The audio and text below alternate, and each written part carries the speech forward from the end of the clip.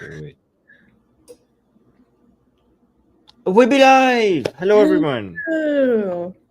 Hi, we missed you. Did you miss us? We're actually very happy. Susie, why are we so happy today? Oh, let me turn this on. Well, I'm very happy today because I got so sick for the past week. It was like my personal World War III, and now I feel like a person. But, Armin, could you perhaps, and because of this, all of a sudden now I'm feeling very, very silly. Like I'm having this, I have the zoomies right now. Like I have a burst of energy. But are you feeling happy because of a helicopter?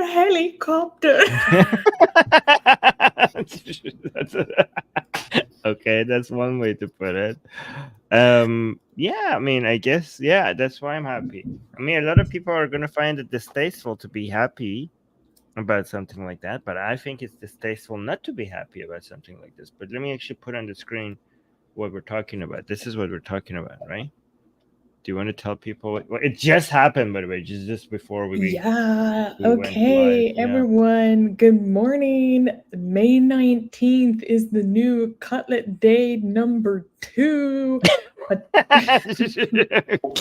Potentially. Oh, basically, the president of the Islamic Republic, Ibrahim Raisi, also known as the Butcher of Tehran because of his participation in death panels that led to one of the greatest mass executions in the latter half of the 20th century that very few people seem to know about. So a man that has thousands of deaths on his hands may have been killed in a helicopter crash as of, I don't know, an hour ago. It's still breaking news a few hours ago. Yeah, 2 hours ago. All we know is that there is that his helicopter crashed with a couple of other high-ranking regime officials, including the Iranian, what's his name? The foreign affairs minister, Amir Abdullahian, however you pronounce it. That snake, who I hate with every fiber of my being, was also involved in the crash. And they crashed in a remote village outside of Tabriz, and foggy weather is apparently hindering search and rescue efforts. Meanwhile, Raisi's Instagram page is posting asking people to pray for him.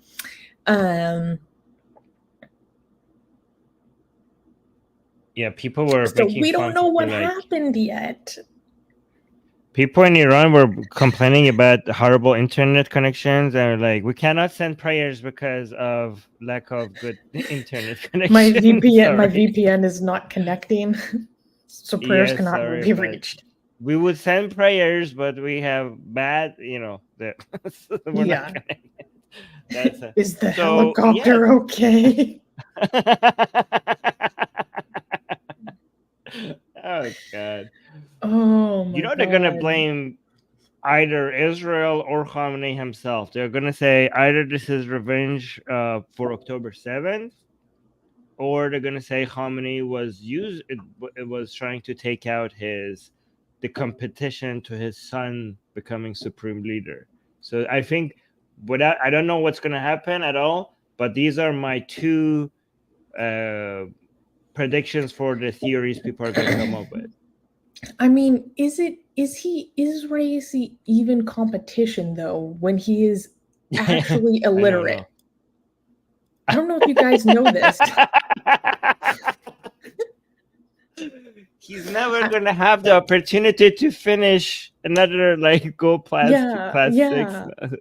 He's never gonna get the star on his reading assignments. I don't know if you guys know this, but Iran's president is genuinely illiterate. Yes. Like legitimately illiterate. He can't even speak in his own language good. Well, excuse me bashing people about their illiteracy and my grammar is all messed up. He can't even speak in his own language. That's a completely different level. Yeah. Yeah, and that's one thing that apparently mullahs are supposed to be good at, talking and speaking, and he can't even do that. By the way, before we move on, do you want to read the super chat? Our main support that we get at this channel? Yes, Angel LR, once again, just blowing us away. Angel, was it you that did you tip the wings of this helicopter? Did your angel wings send a vibration through the heavens that tipped the rotors of this copter? Saying, I hope we are all having a good morning and looking forward to the news. And don't forget to like, comment, and subscribe. Atheist Republic Devils, that's right. Thank you, Angel, for the amazing support, which is a good reminder to everyone that this show cannot go on without the support of people like Angel, people like you in our community. So if you love what we do, if you find it entertaining, if you find it educational, if you enjoy our community, please support us in any way that you can, whether that's just a like, whether it's subscribing, because the Atheist Republic Army is growing, or you can support us on PayPal. Link is in the description, Patreon. Send us a super chat. It all helps, and every little bit of support matters, and it helps a lot. So thank you. Lower your camera a little bit because the super chat. I just need to sit. I just need to sit up straight. Yeah, it needs to sit straight. Okay. By the way, I just thank you so much for this, and I know we're all. So Angel is saying, I hope everyone is having a good day, right? Good morning.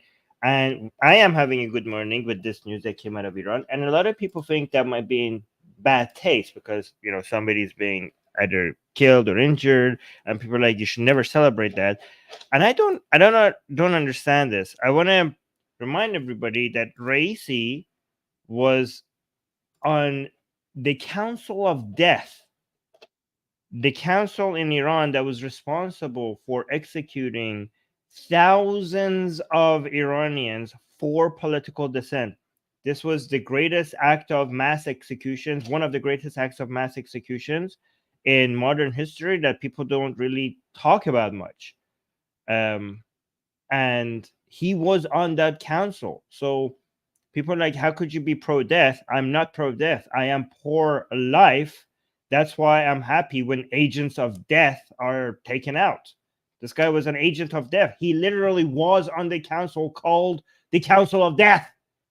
It was named the Council of Death. So yeah, it's pro-life to be pro the removal of people like this. Like when Qasem Soleimani was killed, people are like, oh, you should never celebrate the death of anybody. Or like, why not? Like when somebody is responsible for so much misery, if they are removed, less people are going to be miserable. Less people are going to die. So why should we not celebrate that? Like, I mean, am I wrong here? Let me know.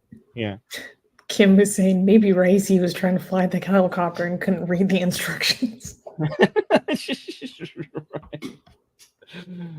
Whoa. Some people are saying that he died. I don't know if he died yet. We have to wait. I'm going to keep an eye. This is going to distract me during the show. I'm going to keep looking at the news to see if he actually if there's confirmation. Okay, they haven't even found them. So 16 minutes ago. From 16 minutes ago. So I have Persian news up because the English news is a little bit delayed compared to the Persian news. And apparently the officials are saying that they have the medical equipment to take care of him once they find him. Once they find the people in the helicopter. So apparently the helicopter has crashed and they don't even have. So we don't even know if they're looking for injured people or for dead people. I'm assuming if they were alive, somebody in that they would have been using a radio or something to contact. Given that they haven't received any information from them, the likelihood of them being all dead is just increased a little bit. Well, I mean, it should have a black box on it anyways to help with geolocation, regardless of if anyone's alive or not. It's in the middle of a fog right now.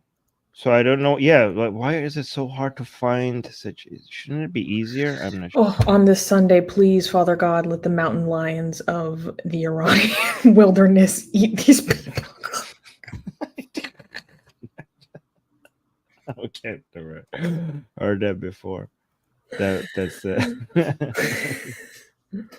guys. Let us know. What do you think? On this holy Sunday, how poetic would it be if the mountain lions of Iran take these mofos? Oh my God. Yeah. Anyways, good. Let me know if you guys think it's not okay to say stuff like this when somebody dies, even if they are, agents of death, and evil. But I don't know. People are playing in the Iranian community. A lot of people are just like Susanna found this, like playing the helicopter sound, the song. What is that song? The Boston song. Helicopter. Right, people are celebrating. There's so many. The memes started coming out like minutes after the news of the crash. Like it's just like Iranian people were just ready with the memes. I don't know.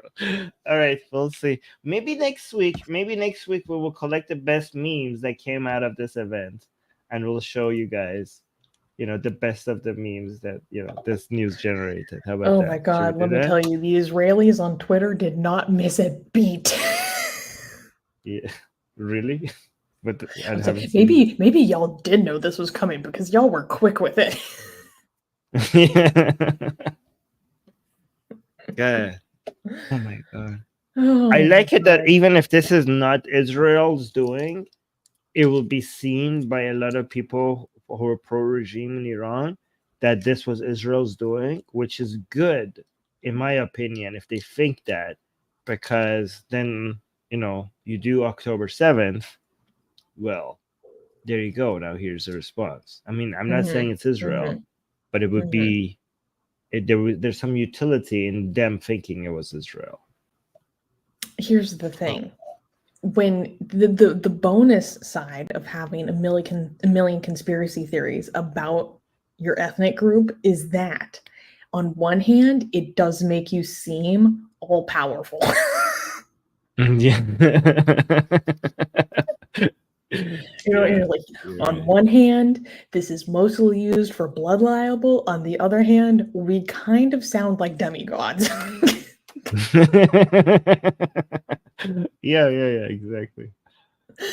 Yeah. We're gonna make you think we're coming for you next. Yeah, it's either God. Everything that happens is either God or Jews. If it's a good thing, God, it was divine intervention helping us, and if it's bad, it's the Jews doing. But they have almost godlike powers. Yes. Well, I mean, they are, according to them, the side of the devil, and the devil has superpowers. So it all in their ideology, it comes together. Oh my goodness! But we got two people decided to buy people super chats. Yes, Garkod Defense Systems. Love it. Love the name. Gifted 10 Atheist Republic memberships, and so did Angel LR. Thank you both for supporting the community. And if you just received a membership from either of these two lovely people, make sure to use the new emojis in the live chat. And Amchai is asking, is there any chance that it could help spark a revolution? Personally, I think that is more likely when Khamenei dies. Yeah, but not technically, any bit, yes, true, that will make it more likely. But technically, anything in Iran can spark a revolution. Like it's so, yes, any major event in Iran could spark a revolution, and that's what terrifies them because they don't know what the next spark is going to be because it's so varied every time from the one before. I'm constantly checking Twitter to see if any confirmation of his death is going to come. But let's get into the news. Yeah. Feel free to if the Lord provideth and the good news comes, feel free to share that good news. Yeah, guys. Like, if people are saying he's still missing in the live chat, yes, thank you guys for confirming that. But if you see that any confirmation of his death is released anywhere, just make sure you flood the live chat so that we could hold everything and basically talk about that. But yeah, we'll start cracking open beers, and I mean, come on, pop the champagne. Should we have another stream celebration if it comes out? Like, should we have another celebratory live stream? Like, no, just talk, just chilling and having fun. We could. Yeah, exactly. As Yeah. long as I have enough time to prepare some cutlet. Yeah. Oh, wow. All right. Okay. So, should we clap for the first news? Yes, we can. All right. First news. Shocking Islamist marches have Germany on edge. The Islamist group Muslim Interactive has sparked outrage and fears in Germany after organizing large rallies calling for the establishment of an Islamic caliphate under Sharia law in the country. Their first protest on August 27th in Hamburg saw demonstrators waving Palestinian flags while demanding a righteous caliphate. Though classified as an extremist organization by authorities, Muslim Interactive was allowed to hold another rally on May 11th, attended by some 2,300 people under strict conditions like banning calls for violence and denying Israel's existence. Interior Minister Nancy Faeser commented on the rally stating, quote, anyone who would rather live in a caliphate and therefore in the Stone Age is against everything that Germany stands for. We defend our constitution with the means of our constitution. The controversial marches occurring amid Israel's deadly conflict with Hamas in Gaza have heightened tensions, with Chancellor Olaf Scholz vowing to use all legal means to crack down on Islamist activities, promoting anti-democratic extremism that Chancellor Alexander Donbrit described as making Muslim Interactive an enemy of our democracy. So let's provide a little bit of background. So we previously talked about how there was this giant Islamist march that happened in Hamburg with about 1,000 people attending. And then this second march happened more recently.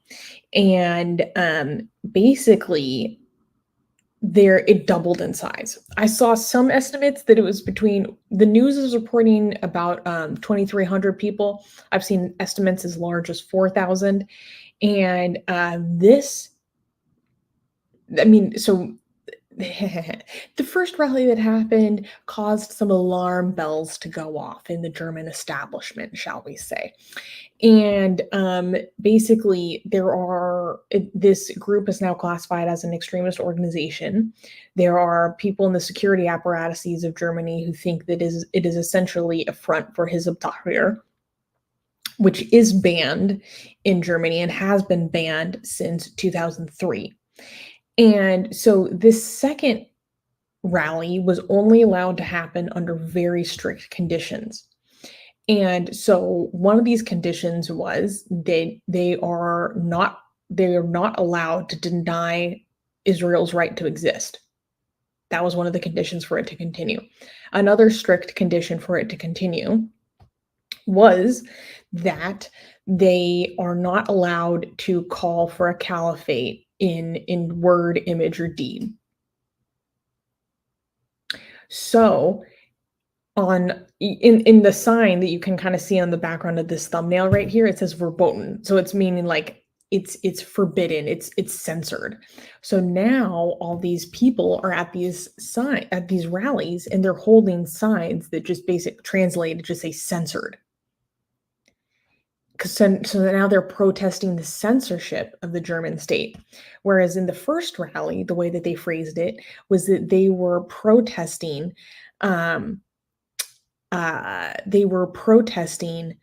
the dictatorship of values, as they call it. That was it. That was it. And I love how they say it. The dictatorship of values is a very interesting way of saying it's such a dictatorship that we live under a liberal democracy when we want to live under a Sharia-based caliphate. Let's be entirely clear. That is the dictatorship of values that they're talking about. Because we all know,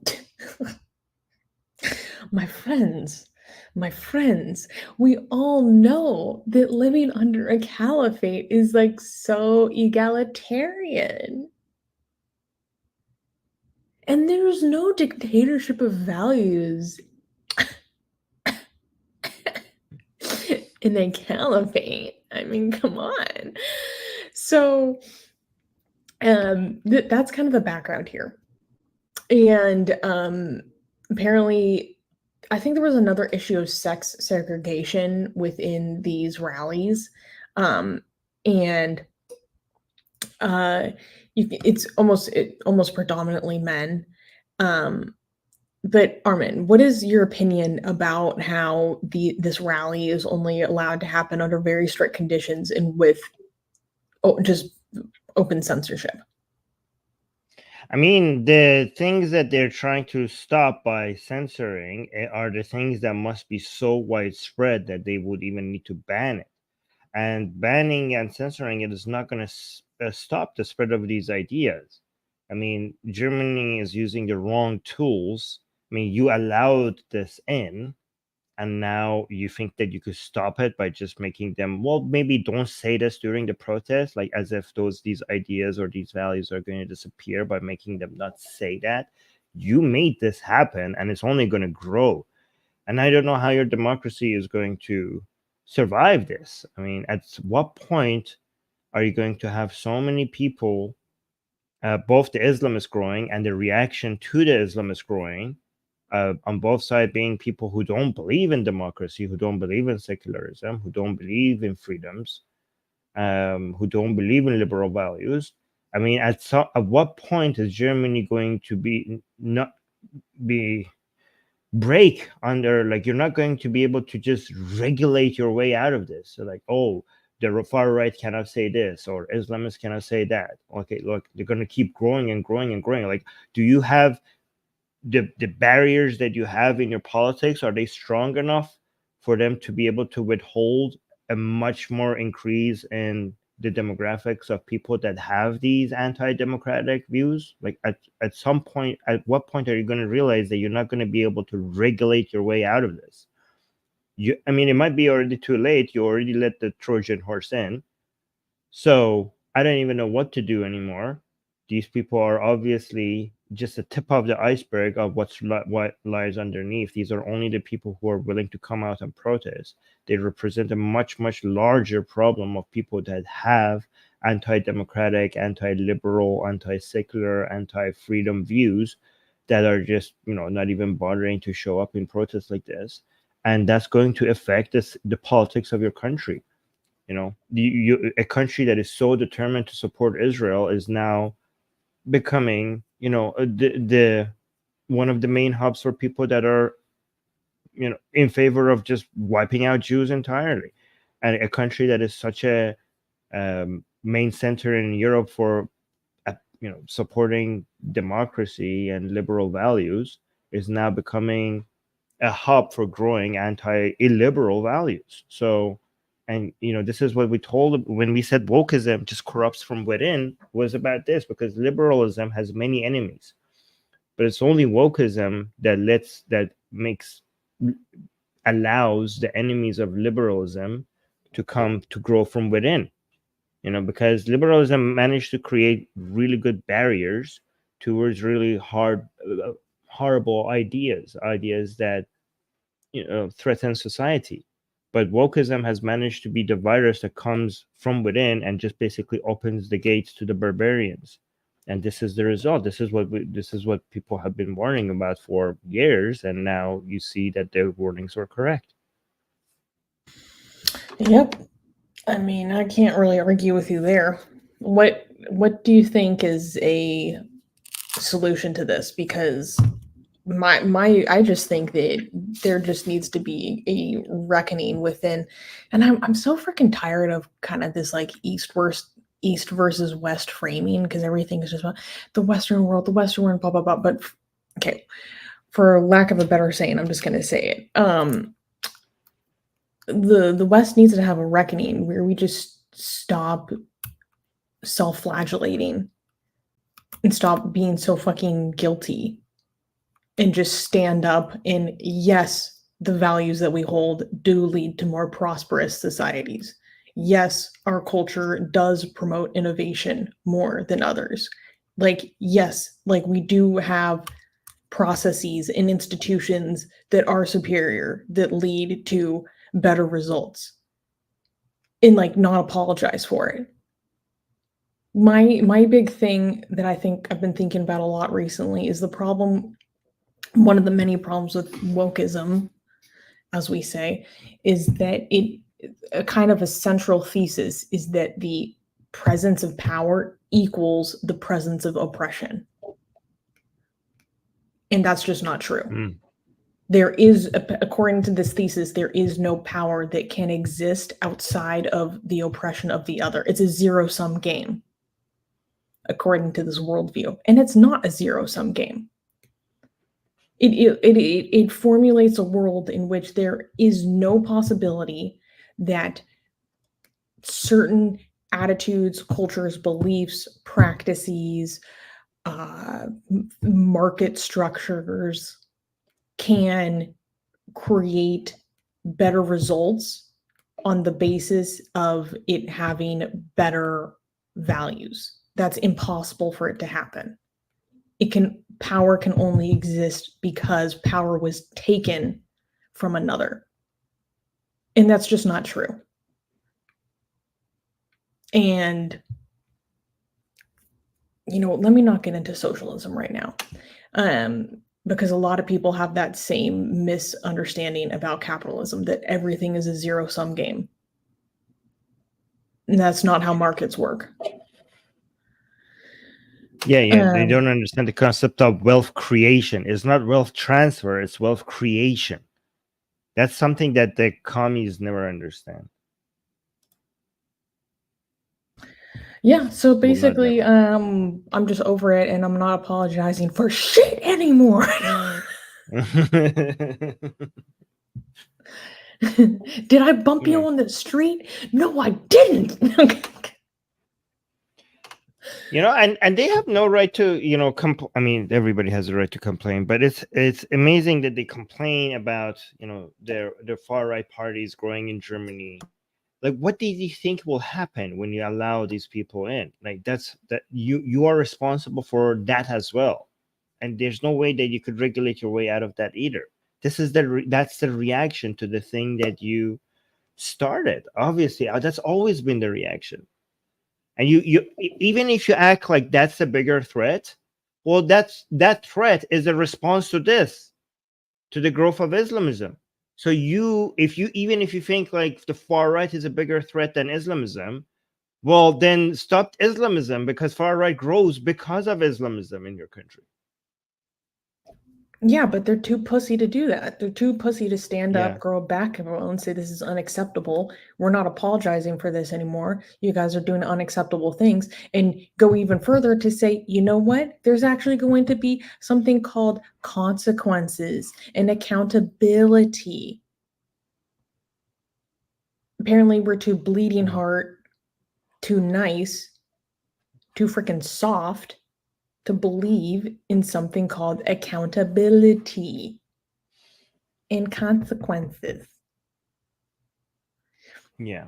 Because frankly, I'm not worried about the United States when it comes to this issue. We are too freaking hardcore to put up with this stuff. Yo, I was watching a video the other day. This is going to be clipped.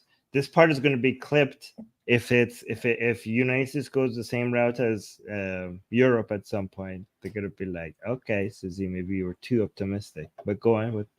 Okay, let me be clear. There are certain portions of the United States that I have zero concern about.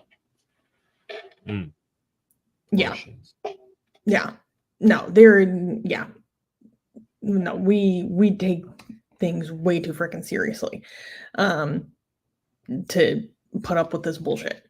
And I just don't know about Europe because, unfortunately, I'm going to be honest. Americans kind of see Western Europeans as kind of pussies, and Eastern Europeans we're terrified of. Okay, God help me if I cross an Albanian. What about all these demonstrations coming out of your college campuses that might suggest like you're going the same route? You're just a little bit behind Europe, but you're going the same route. No.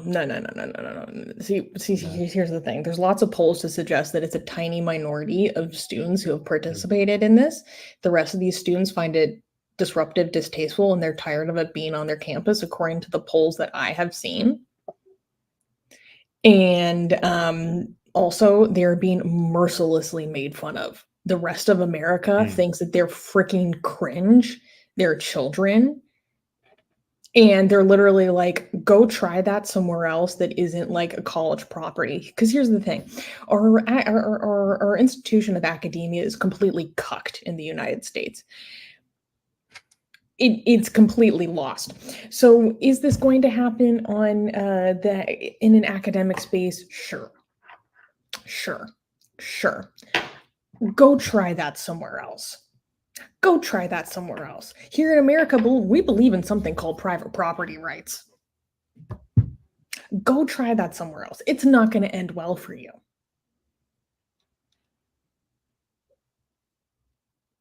We live in a FAFO country, my friends.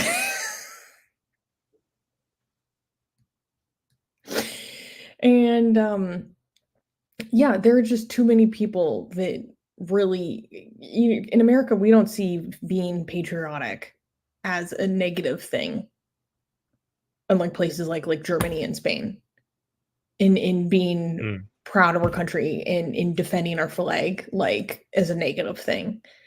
We see it as very, very, very positive. People take insults to that kind of thing very seriously because we have a big culture around our armed forces. People take that very, very seriously. So yeah, you're going to see this bullshit in liberal elite cities on the coasts primarily. You're going to see it because they allow it, because they tolerate it, because they appease it, because they need for its voter base, because they're cucked. So the rest of America doesn't deal with this bullshit for 1 second.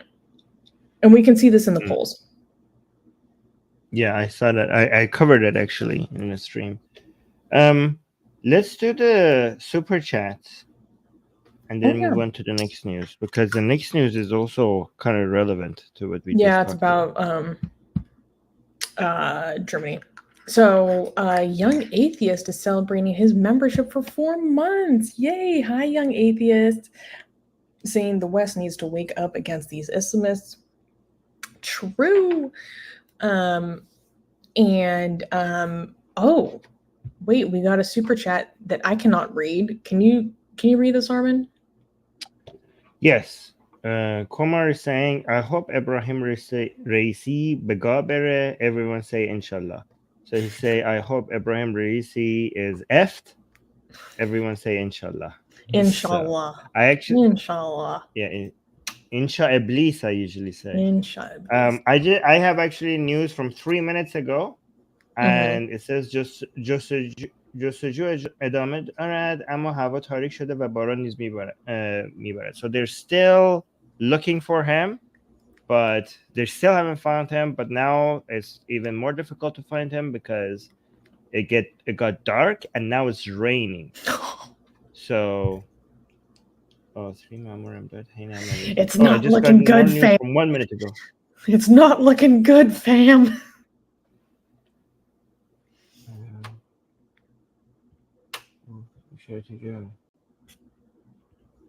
Okay, apparently 3 of the people who are looking are also now lost. Wait, hold on, what just happened? So yeah, apparently the situation in finding the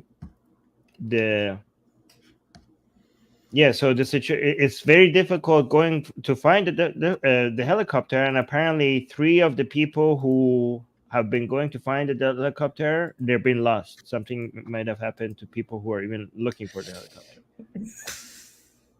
When the rescue mission turns into a rescue mission, you know you're effed. Yes. Yeah, now they're sending in rescues to find the rescuers, apparently. Yikes. Sandra is saying Susanna's having a lot of fun today, and I have no idea why. I don't know why either. I think it's because I was so sick this past week. I spent most of my last week in bed, and now I have all this energy. Yeah. You also highlighted this comment, Armin. Do you want to address this? This person's just trolling. No, I just wanted you to highlight it in case you wanted to. So every time we talk about woke or Islamist, this person is in the live chat calling us fascists, which is funny. Yo, this person makes me want to go buy full-blown red, white, and blue overalls. Yeah. Just to piss them off. It's good. It's good to have him in the chat. Yeah, it's a good source For of comedy. Me, like I actually find it to be really fun and hilarious to be like aggressively American as a meme. It's a lot of fun. It's a lot of fun to be like a stereotype of an American. Like, be the American the Europeans think you are. That's my goal in life. That's good.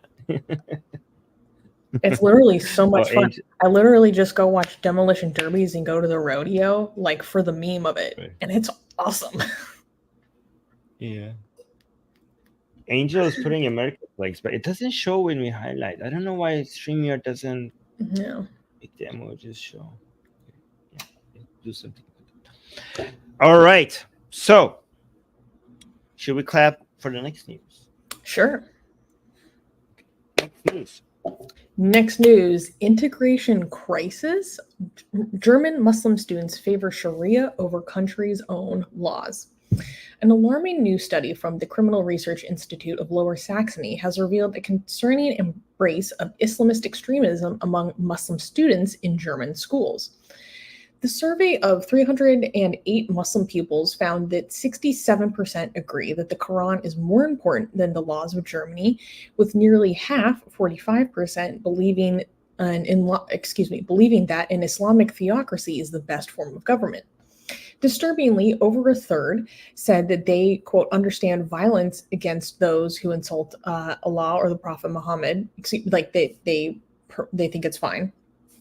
While 21% think that, quote, the threat to Islam from the Western world justifies how Muslims violently defend themselves. And 18% agree that violence is justifiable if it's used to spread and implement Islam. The findings reflect how many of these students come from deeply conservative Muslim families who have immigrated to Germany in recent years, with some areas like Berlin and Frankfurt now having over 80% Muslim student populations. A state security officer warned that a spread of such radical beliefs has led to more and more parents of German children turning to counseling centers because the Christian children want to convert so that they are no longer outsiders at their school. Politicians from parties across the spectrum voiced alarm, with the Christian Democrats' Christoph van Vers, I don't know how to pronounce that, saying the study shows, quote, how deep the traces that the political Islam has already left in Germany are. So this is a study that came out recently, and there's a few things I wanted to say before we dig into this. One is that this study is not representative from a statistical perspective, right? I don't mean that it's not representative of like some views that exist, but I mean it's not statistically representative because of the low number of people that were polled. So I think that's an important thing to keep in mind. Well, I mean, how many people were polled? Because if it's randomized properly and if it's weighted based on census data, then you don't need that much of a sample size to get a good study. 308 people that were polled. That's good enough. That's pretty good. I know, as long as the data collection. Yeah. I am saying that because this is all like published in German, right? And I usually like when I find studies, I like to go look at the studies itself and go dig into the methods and go look at these things myself. And it's all in German. So I can't do that for this one. So that being said, I'm taking it with a grain of salt because I can't go look at the methodologies myself. Like, I don't know how well or how they randomized it. I don't know if they adjusted for populations and so forth. So I'm just saying that because I think it's important to consider. Yeah. So all you have to do when you don't have access to that is just to see if it's been done by a credible source that people recognize, as a place that does polling, Sure. It's cited by other academia, and it's basically a legitimate place. That's all you need to do. You don't need to actually go read the methodology. All you need to do is just to look at the credibility of the source. Yes, but once again, this is all in German, so I'm not able to do that. Okay. That's merely why I'm saying this, because I think it's important. Right. So that was just my asterisk to everything. So let's actually talk about what the findings were. Basically, and I think the most, in terms of the questions that were asked, the ones that received the most support is that the Quran is more important than the laws of Germany, and almost 46% believing that Islamic theocracy is the best form of government. So these were the statements that received the highest endorsements. However, Armin, is that really that surprising? No. The belief that the Quran is the most important form of law, correct me if I'm wrong, is a standard belief. Well, okay, here's the thing. Most Muslims, many Muslims, so this is the thing. This is the dilemma. Many Muslims live and think non-Islamic lives and non-Islamic thought. However, that's the Trojan horse. That's the Trojan horse, because a lot of reformist Muslims like Majid Nawaz and people like him point to how many Muslims don't have problematic views or don't do problematic things. Even though it's in the Quran, even though it's in the Hadith, to be this violent, to be this to have such low levels of tolerance for other people's opinions is within the foundations of Islam. Okay, it's fundamental within Islam. You cannot separate those problematic aspects of Islam from Islam unless you could make somehow the Quran separate from Islam, which you can't. It wouldn't be Islam anymore. But it is true that many Muslims, their mind is not occupied with Islam, even though they have the name Muslim. Their minds are not occupied with Islamic thought.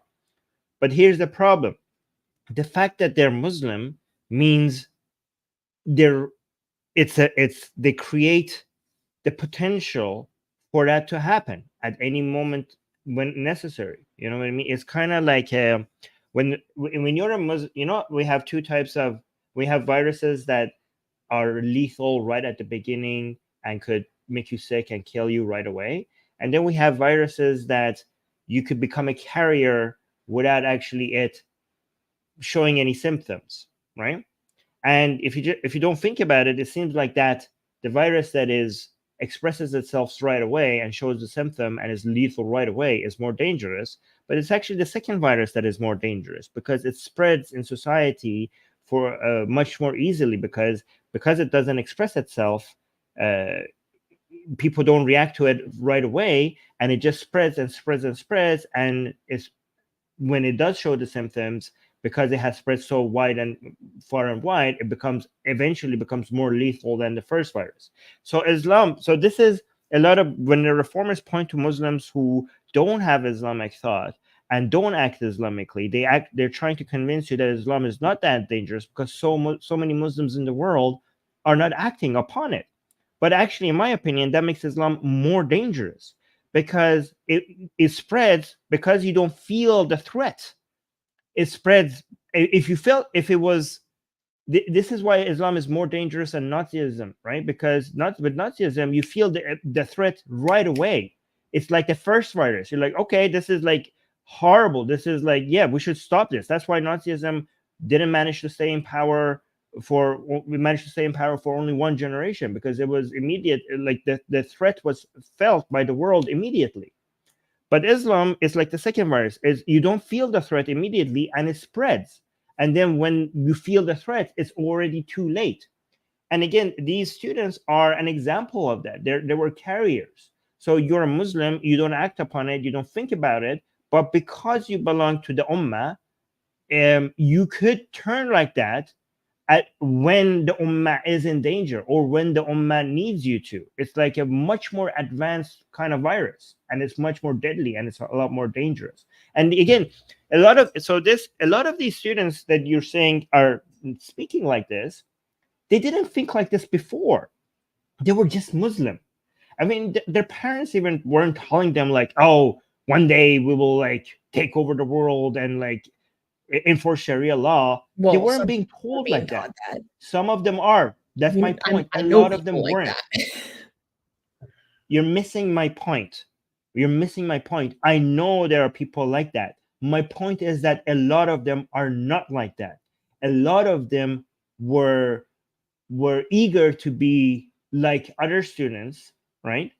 And not think and talk like this. But now they have switched to being like, you know what, other students need to be like us. A lot of them were like the same students who were like, you know what, Islam is a religion of peace. A lot of the same Muslim students are now saying like, you know what, Islam is not a religion of peace, and we should stop apologizing for endorsing violence when violence is needed. A lot of the same students. So what I'm saying is that it has that. I mean, the amazing thing is that this is completely within the DNA of Islam, because Muhammad was like that as well. Muhammad had a Meccan phase and a Medina phase, which when he did not have the power, I mean, this is not conscious. This is not like, this is how the virus operates without it necessarily needing to make Muslims plan it ahead of time. It just works. That's why it operates like that.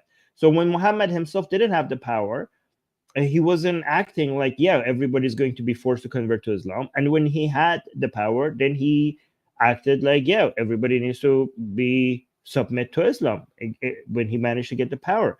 And again, once the Muslim population in Western countries grows, at some point, they're going to notice that they have the power and they have more influence than they used to. They don't even need to take over completely for them to notice they have more influence compared to before, and they need to be less apologetic, and they could be more aggressive with their views, because now they can actually influence politics. That's how it works. And also the students will see, especially younger students who want to be rebels, who want to act like they have control over politics, who want to be revolutionaries, when it was so taboo to say these things. Now that they see that there's a demand for it, it's just, they will give into that. They will be unique. They will be revolutionaries. And now, instead of acting like, oh, we're Muslim and the society is going to look down upon us, so let's be secular and democratic and peaceful. Now that they look like, okay, maybe you should submit to us. We shouldn't submit to you.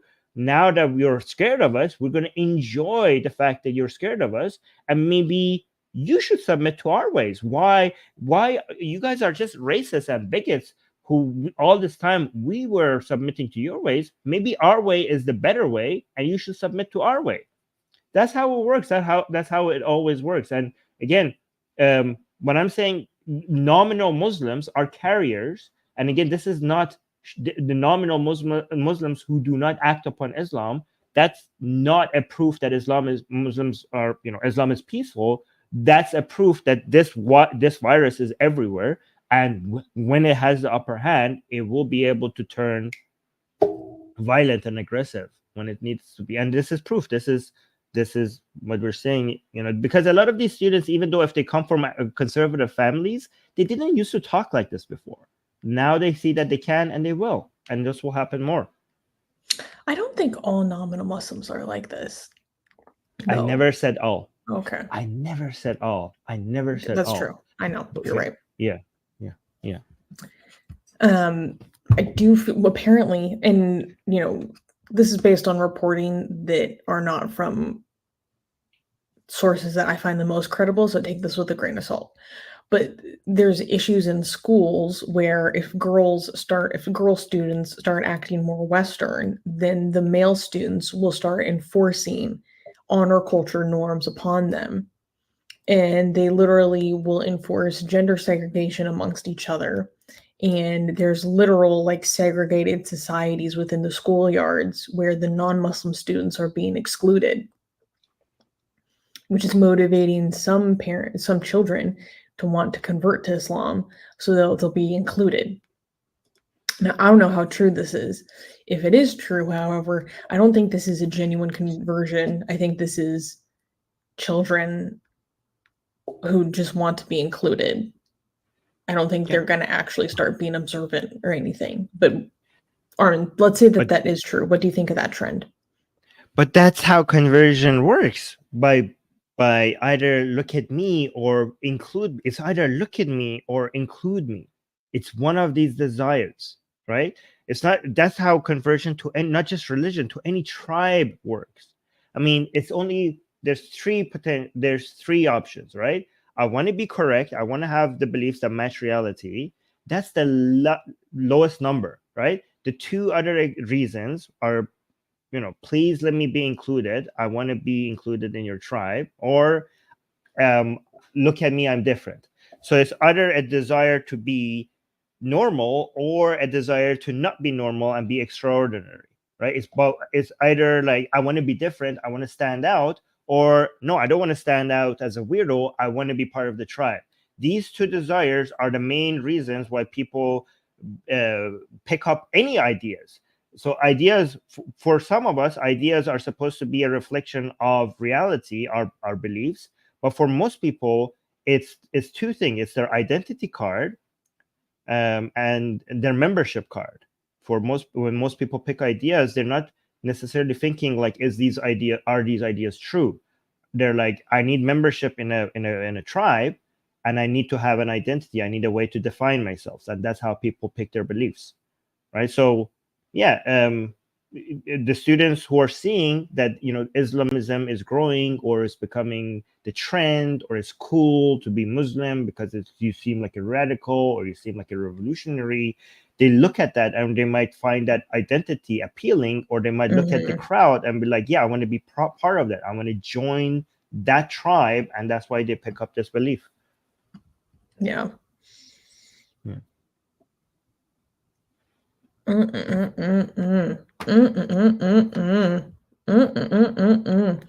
we get racy updates in between each news segment? Yes, that's what I'm doing. Okay, I'll read the super chats.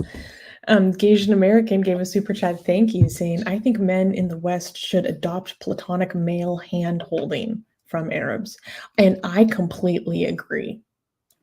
It's adorable. It's adorable. I love it. Coming from such a gay person, I do not trust that suggestion. If this was coming from someone else, I think I feel like there's ulterior motives here by Asian American. Okay, so maybe if this was suggested by someone else, maybe, but not by Asian American. I do not trust. Oh my god! How dare you? So funny. It is adorable though. Just some bros holding hands. We love some bros holding hands. I'm just kidding, by the way. Call of Ghidorah gave us 65 Swedish krona. Thank you. Saying, what do you guys think of the journalist Mark Lamont Hill? Also to Armin, do you believe that there may be a new revolution in Iran soon? Long story short, I am not a fan of Mark Lamont Hill. I basically think he's a progressive shill. Armin, do you believe that there will be a new revolution in Iran soon? So here's the thing. I do not know, and neither does anyone else. Anybody that tells you, what I would tell you is that it is possible. Like, I could see it happening. There are enough pressure, and there's enough of a motive, like the motivation behind it, for it to happen soon. So if it happens soon, I would not be surprised. But whether it will happen soon or not, it's impossible to predict given the number of external factors that are at play. However, I could tell you that there are 3 things that will make it extremely more likely for it to happen. One is the death of Khamenei. Okay, again, I'm not saying it will happen, but I'm just saying that whatever the probability is, and nobody knows that number, it will jump to if the probability is 30%, this will make it 60%. If the probability is 80%, this will make it 95%. I don't know where we're at right now. I just know these 3 things will increase it, right? Death of Khamenei, satellite internet being accessible in Iran, a major drop in the price of oil and gas. These 3 events will make a revolution in Iran extremely more likely. But how much more, like how much would it be at? It's impossible. Here's the thing: be very skeptical of anybody that will give you very confident predictions about such things. Yeah. Yep. And Kool-Aid Man Kill gave a super chat saying, is like a sleeper cell moment is the majority. Like saying it's like a sleeper cell. The difference between what I'm talking about and a sleeper cell is that it's the meme organically working. It's not conscious. It's not deliberate. It's not like Muslims scheming and having a long-term plan. The meme works as if it's intelligent without actually being intelligent. Like, it's an evolutionary process that happens organically.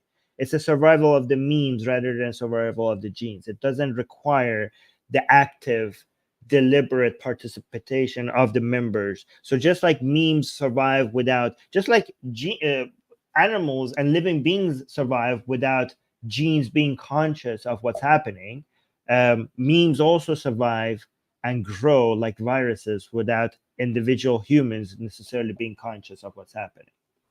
So it's not deliberate most of the time. And genes exist to reproduce. Also, if you are watching us on Twitter right now, make sure to come over and join us on YouTube, because we have a lot of people watching us on Twitter right now, but you can actually interact with us in the live chat on YouTube. Make sure to like the stream, everyone. And Armin, any updates?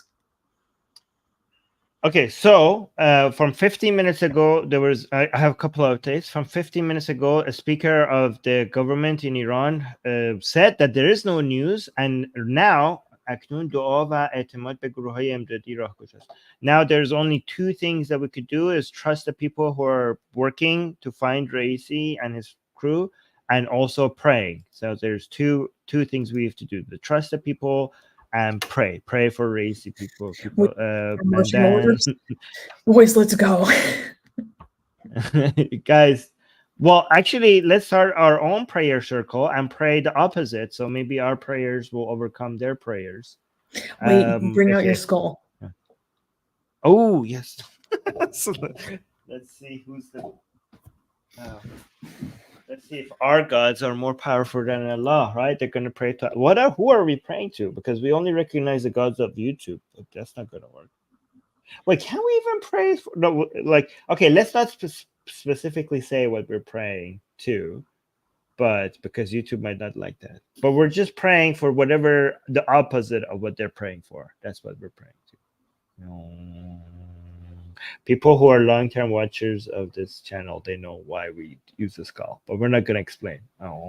Yes, exactly. if you're a diehard fan and you have to explain in the live chat. Yes. Okay, still? Okay. Wait. Are you going to say anything, or are you just going to do inner thoughts? Don't say it directly. All the time, God is good. And God is good all the time.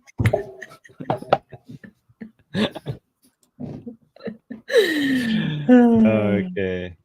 Oh yeah, these like make the noise or it won't work. Yeah, like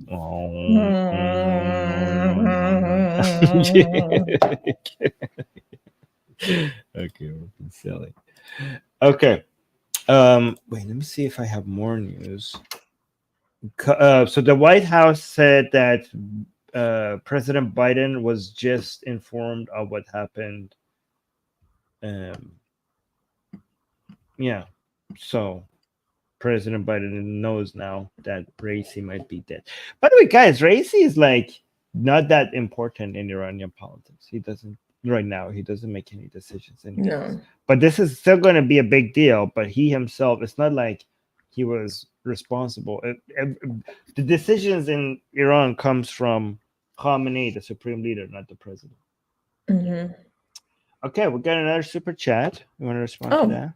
We did. Great. HD Drake gave a super chat. Thank you. Saying, Armin, I agree with Asian American that there should be more platonic male hand holding. Wait, I'm gay too. Oh, well, there's always butt slapping on American football. True. See, I knew it. I knew this proves my point. These people have different motives than you, Susie. So I don't know, but can you be more gay than the U.S. Armed Forces? I don't think it's possible. Swear to God. Okay. Service members do the gayest stuff with each other. It's crazy. Why do men love to haze each other doing extremely homoerotic stuff? It's so... I think a lot of them might... It's just the only way for a lot of bi and gay people to express themselves without... Because I think still taboo. Some of these are still taboo, so you have to find other ways to express them. No, it's not about it actually being about male and gay stuff. It's about this is one of the best ways for actually straight men to express affection to each other and be physically close to each other. They have to like make a joke out of it to make it okay. Okay. Kool-Aid again gave another super chat. Thank you. Saying love Iranian culture started with Marjan Satrapi. I don't think I'm pronouncing that right. Satrapi. And TJF gave a super chat. Thank you. Saying, new viewer, I knew Druze served in the IDF but was shocked by Muslim IDF. I thought Islam as a doctrine resisted assimilation. What is Israel doing right to achieve Muslim service in the IDF? Thank you. Well, they're just giving them better lives. They're giving them good lives. This is how you fight Islam. You make a better dunya, okay? So Islam tries to... If you want Muslims to be radicalized, just give them horrible lives. So they focus on the afterlife rather than this life. If you want Muslims not to be radicalized, treat your Muslims like Israel treats them, which gives them Israel treats the Muslims in Israel better than Muslims of Muslim countries. Like the best country in the Middle East to be a Muslim at is Israel. The best country in the Middle East and North Africa to be an Arab at is Israel. You get more rights, you get more freedoms, you get more opportunities. So that's how it works. So you could reduce the effects of Islam in Muslims by giving them hope for the future, by making them focus on dunya rather than akhirat. So the Islam teaches you to focus on akhirat, which means the afterlife, and the dunya is like temporary and worthless compared to the akhirat. And it's two forces that reduces like radicalism and religious thinking, right? One is activism, but the most important one is economic prosperity and freedoms and rights. Yeah. John gave a super chat saying, just guys being guys, we're lonely. And actually, I think that is, I think you are, and that's okay. And if you just gotta kiss your homie goodnight on the lips because you're a little bit lonely, that's okay. Zaid is saying platonic hand-holding in Arab countries has stopped being the norm. The homophobia too strong here. Damn, another L. Y'all gonna let yourselves get westernized like that? I love this comment. So if your friend kisses you on the lips and says sup bro, that's just him expressing how much he values our friendship. That's right, fam. I like how we're discussing all of this in the middle Yeah, of it's not gay to just, tell the homies how much you love them and value them in your life. Hope that they achieve their dreams and true happiness and fulfillment, man. Anyways. Wait, I'm gonna download some of these videos. Videos of to what? show you guys. People reporting from Iran. Okay. But yeah, I'll do that while you read the next news. So, all right, can I clap for the next news? Yes, this is. Oh my god. Next news. Next news. Outrage as newly elected UK councillor screams Allahu Akbar. Many of you probably saw this on Twitter because it did not go over well. Mothil, how would I pronounce this? Mothin Ali, a 42-year-old accountant and gardening blogger, sparked outrage after celebrating his election as a Green Party councillor in Leeds by shouting Allahu Akbar and declaring that his win was for the people of Gaza. The Muslim candidate, who had previously called Israel a settler colonial occupier, concluded his speech in front of a Palestinian flag, stating, "We will not be silenced. We will raise the voice of Gaza. We will raise the voice of Palestine. Allahu Akbar." His provocative remarks drew condemnation from the local Jewish community, with one leader writing to the Green Party that Ali's behavior at his count required suspension as, quote, "your silence has not now gone past the time." Well, Ali later apologized, saying Allahu Akbar is merely an expression of gratitude and celebration, and that accusing him of supporting violence suggests Islamophobia. The controversy highlights the tensions between the ongoing Israeli-Palestinian conflict in British politics. So if you scroll down a little bit farther, we can actually watch the video that got people upset. Yeah, here we go. Wait, you have no audio. Yeah, no audio. Yep. Here we go. Palestine will be free! 3 years ago, we started this campaign. I started alone, and Allah sent His angels to come and assist me. So, for the community of Hales and Gibson, who are fed up of being let down by the Labour Council, who have been fed up of being taken for granted, who have been fed up of being taken for granted, who have been fed up of being neglected by this rotten council, who are fed up. Look how long when you're using back off. Don't use that for the win for the people of Hales and Gibson. It's a win for the people of Gaza who have been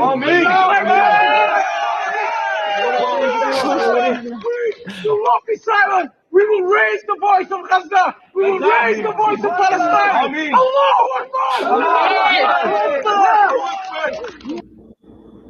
Look at that lady in the back. Do you see? Do you know what I'm talking about? The white Green Party lady just like, What is happening? Hold on. This is amazing. Okay, so this was met with massive backlash, and then he was being investigated by the Green Party for his behavior. So it was like insta karma backlash on his face. Okay, but here's the thing. I was reading a UK subreddit. Go ahead. Okay, well, look at this lady, like, yay, Islamism growing in Germany. UK. Look. Oh, sorry, in the UK, that was the previous news. But look, now there's a Palestinian flag in the UK, and look at that, she comes under it. It's so. This is like a white non-Muslim lady. Hold on, where is she? She goes Yeah, like, she "Oh, just let me pops in up. too. I'm here too. Yeah, I'm here too." And then she's like, they're talking about Gaza. And she's like, "Yay!" So I'm like, what are you doing? Well, I don't know what these people are complaining about. I want to know. But look, she's just participating. Like she looks like so out of place among these Muslims. And people are like cheering about Gaza. She's like smiling, like, "Yay, yay, Gaza!" What is that? Okay. This is a Palestinian flag raised by UK politician. Like, what? Who are you supposed to represent? Like, what the hell is happening? Like, have you been? Is this a politician in Palestine meant to represent Palestinians? Like, you've just been elected to represent people in the UK, and now you have a Palestinian flag behind you. Like, how does that work? But yeah, go on. Okay, here's the thing. This is exactly what I wanted to talk about, Armin. Thank you. I did some digging. Okay, so if you go look on the Green Party website for Leeds, and you go look up this guy's profile, I swear to God, and this is before the controversy really kicked off. Like, I did a little bit of digging, and so these photos were up for a long time. And every single photo that this man is pictured in, he has something Palestine on him. It's like, these are photos going back. I mean, like, beanie, Palestine. It's just like him in his garden. He has a gardening block. It actually looks kind of wholesome, but it's like him, like, Palestine football jersey. Everything, like, every image, it's like this dude is Palestine to out. It's like tits out Palestine all the way. And and what drives me crazy is I would be so offended as a UK citizen if, why are you raising the flag of any other country while you are representing the citizens of the UK? Can someone please, for the love of God, explain to me how someone winning their ward in Leeds is going to lead to the liberation of the people in Gaza? He's like, this is for Gaza. Like, this is a major win for Gaza. How? How? How are you going to do anything for Gaza? You are running a local constituency. You should be concerned about the status of roads and if you're collecting garbage on time. Can you do that? Can you do that? We pick garbage for Palestine. But and if you were pictured more often with a flag of another country than the flag of the people you're supposed to be representing, I take issue with that.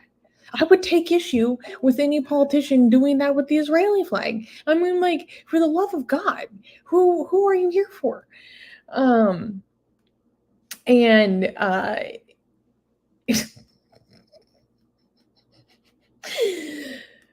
So people took great offense at this. People were like, this is, I don't know. I've seen a lot of people online being like, oh my God, Tommy Robinson was right. Like, yeah, he warned us like 10 years ago. Some people need to apologize to that man, I think. Right? Like, I think a lot of people owe that man an apology. Like, okay, maybe we should actually make you the mayor of London or something. I don't know. That'd be wild. But yeah, apparently there are many other wards that lost major support for the Labour Party in favor of independent parties, all surrounding the issue of Gaza. And they're all predominantly Muslim constituencies that lost major support from the Labour Party. And we're talking about the Labour Party, you guys, the Labour Party. With their track record. And it's not good enough. And it's, I don't know, Armin, what do you, and there was another person that won their constituency, was it in the West Midlands, who was also pulling the exact same absolute bullshit.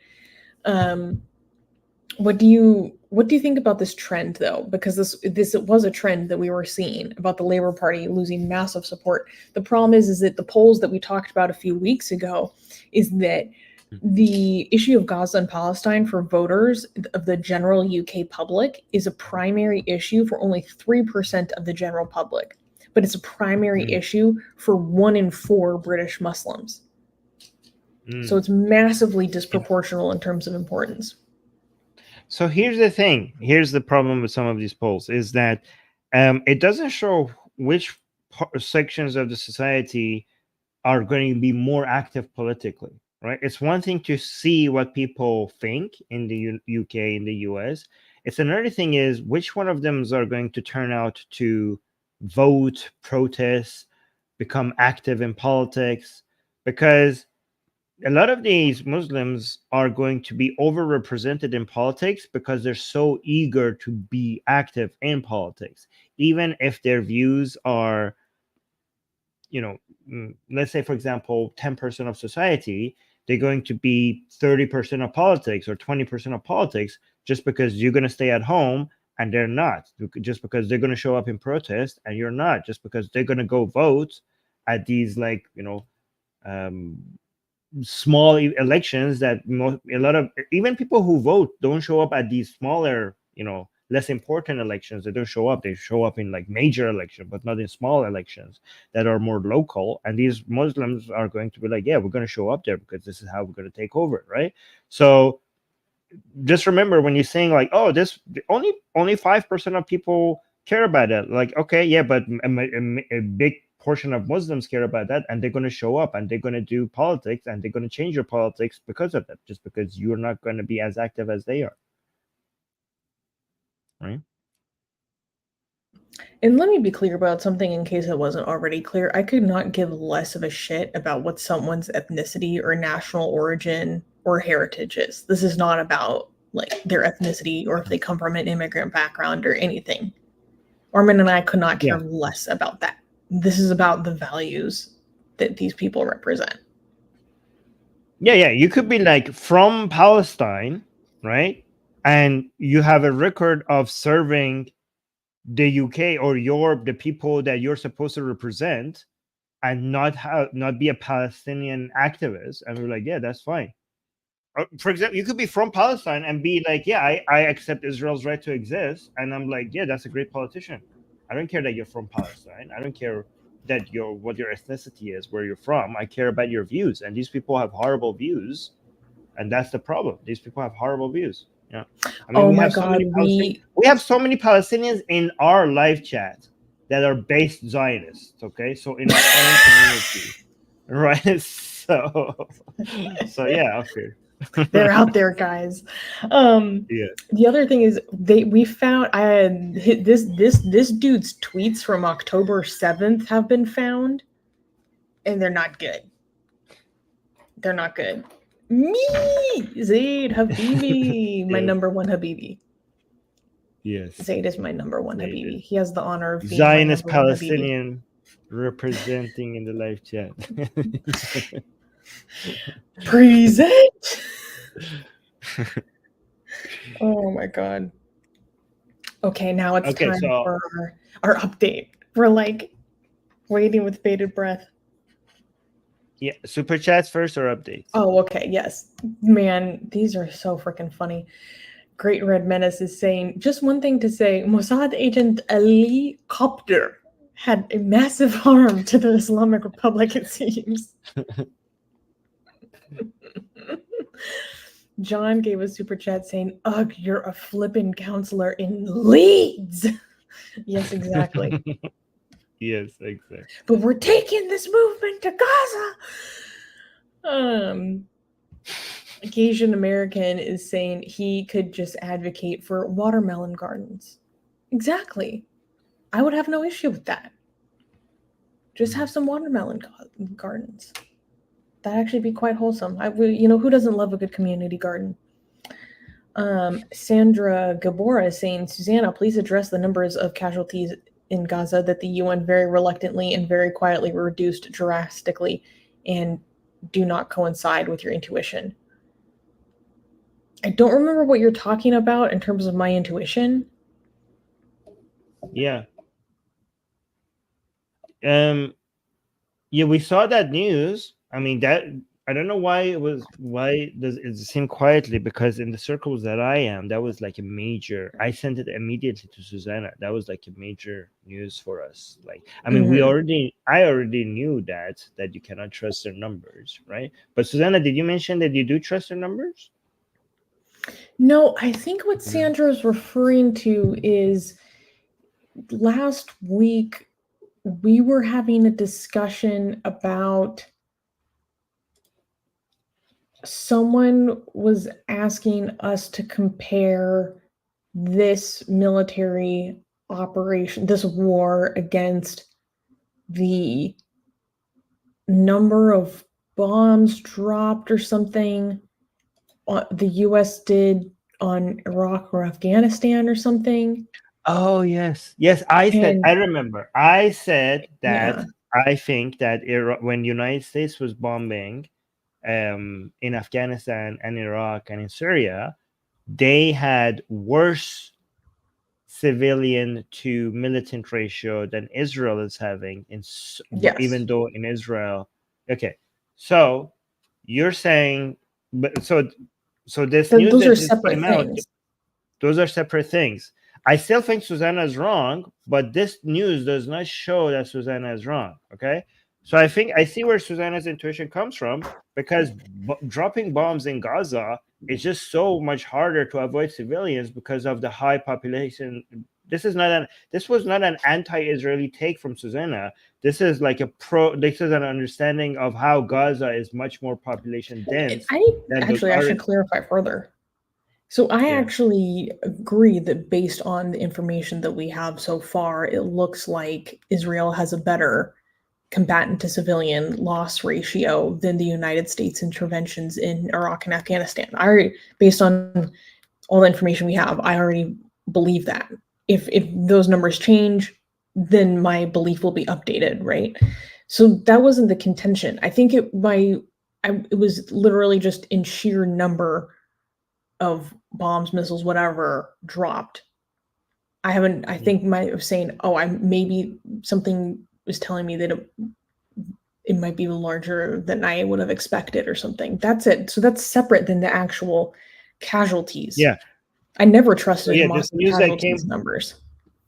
Yeah, and also the news that came out, it just talks about the fact that so many of the people who were killed are not as many women and children as been reported by Hamas. That's what this. So these are two separate things, but still, I see why somebody might think that the civilian to combatant ratio in Gaza would be higher, given how much more difficult it would be to avoid civilians, given that your enemy doesn't wear uniforms, given that your enemy uses civilians as human shields, and given that you are working in such an area with such high population density, given that half the population are children. So again, even if the ratio is lower than United States, that is a miracle. That is like so impressive on how Israel managed to do a lower ratio in such an environment.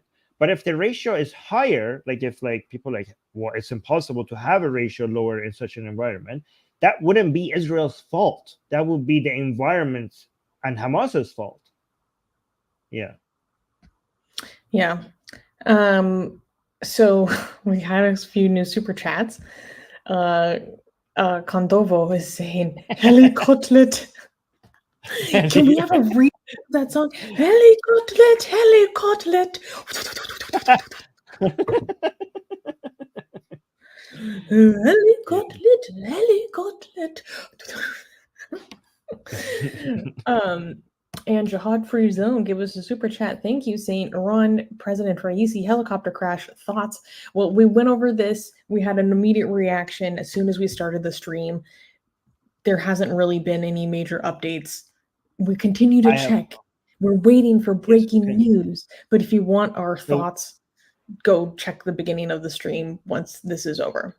Well, I have some thoughts of somebody as an update. So what we're doing right now, Jihad Free Zone, is that between the news, I'm constantly checking if there's any updates, and I will tell people about the updates. So I have 2 updates. So just a few minutes ago, we still have the information is still that they're looking and they haven't found the helicopter or the people in it. Oh, and Khamenei just responded. Ooh. Oh What my time God! is it in I Tehran? cannot believe this.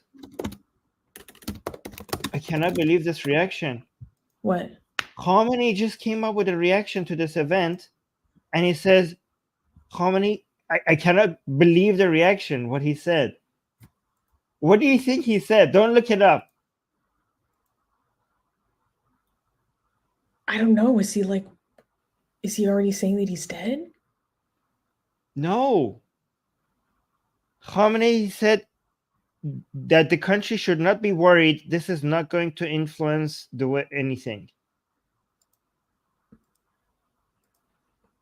He's like, there will be no disruption. He's like, the country should not be worried. There will be no disruption in anything that what we do.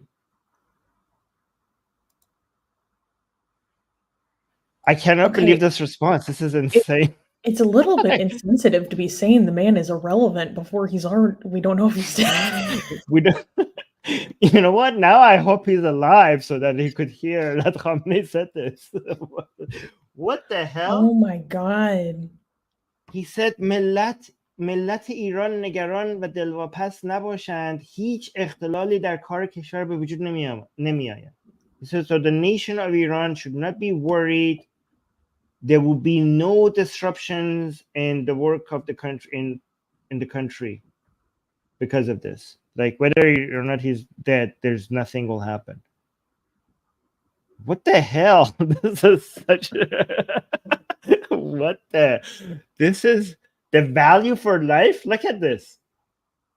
The value for this is your president might be dead, and you're like, no worries. Okay, I just got an update from just a few seconds ago. The minister of the country just said that because of the rain and the fog, we still haven't found the helicopter. Oh my God. Yes. And I have a video to share. It's been a few hours now. Yeah. Oh my God. Where is this? Is this in Tehran? So this is from just an average person in Iran. People record their opinions and send this. Which city is this from? It doesn't say which city. But let's listen to what he says. با سلام خدمت بینندگان خوب شبکه اینترنشنال. ما کماکان منتظر خبرهای خوش از سرنگونی هلیکوپتر رئیس جمهور محترم هستیم. So he's saying we are still waiting for the good news, more updates from the good news of the helicopter crash of our president. امیدواریم که گویندگان خبر با گفتن یه انا لله و انا علیه راجعون دل یه ملتی رو خوشحال کنن. He says, like, we hope that the news anchors bring us happy news of his death. Like, he hopes, like, they bring joy to the hearts of an entire nation. Like, I hope you news anchors bring joy to the hearts of an entire nation by saying "Inna lillah wa inna alayhi raji'un," which is an Islamic thing when you say when somebody dies. So he's saying like people are saying this is a happy news, and we hope that you make us all happy by telling us he's dead. So that's the ruse came early this year. Oh God. So many people are hopeful right now in Iran that he's dead. It's amazing how many people are waiting for his coup. So funny. Okay, we got some more super chats. Gasian American, hello, my friend, saying thoughts on the Indo-Iran north-south trade route. When should justice triumph over the economy?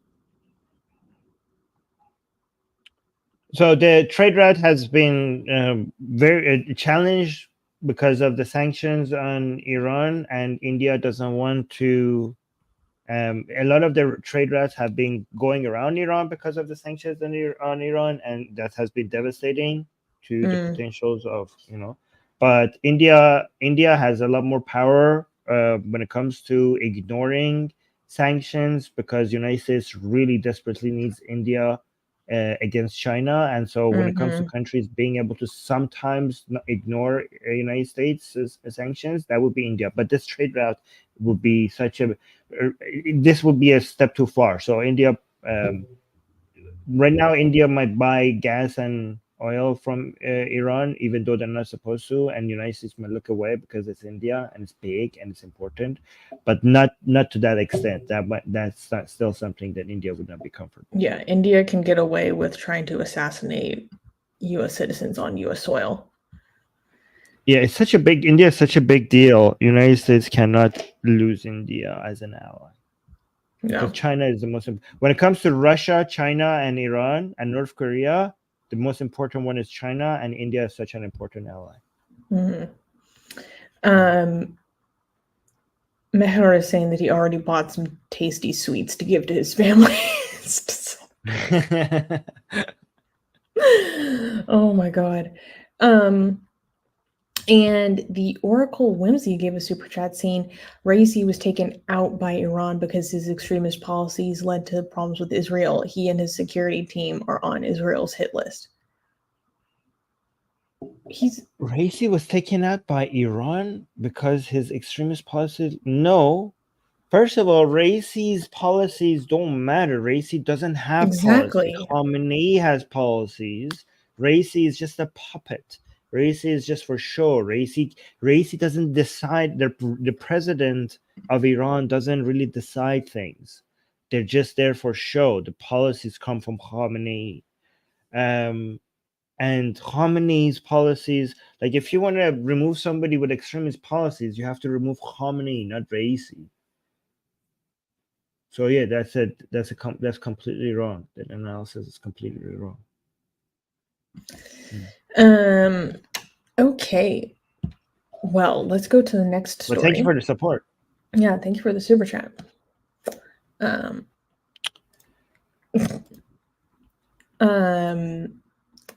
Are you ready? Shall we clap? Yes.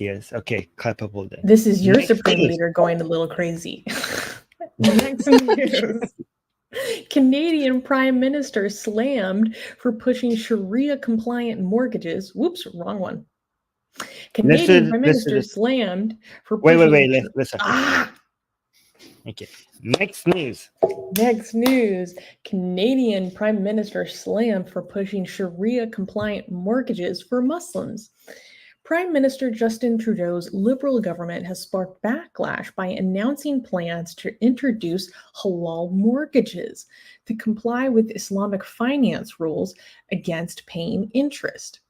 In the recent 2024 budget, the government proposed consulting with lenders to offer Sharia-compliant home financing options like halal mortgages, which are aimed at helping Muslim Canadians become homeowners.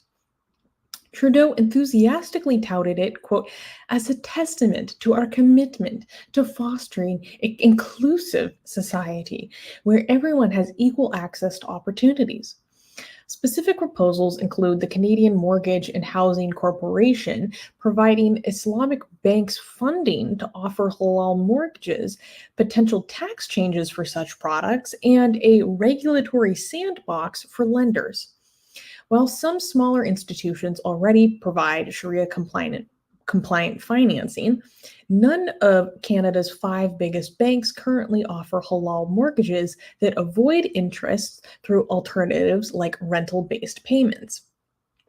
The budget also proposed developing more Islamic banking offerings and establishing a national zakat fund for Muslim charitable giving, drawing criticism that the policies unfairly benefit one religious group.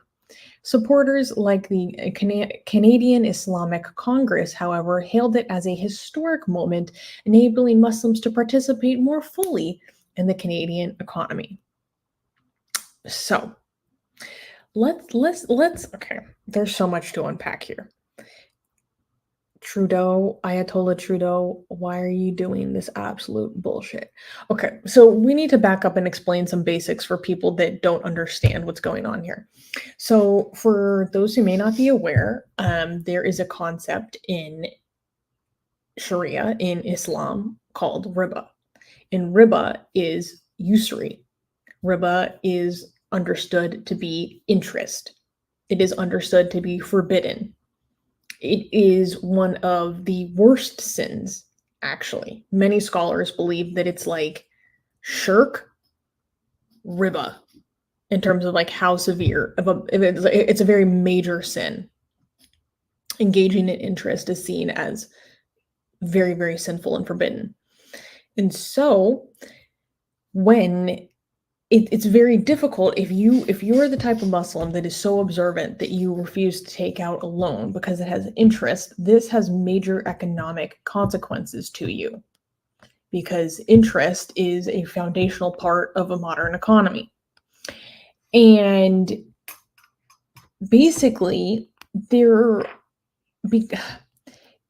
will obviously make home ownership for you a lot more difficult if you are this observant, very, very observant, like to take on this level of a financial burden.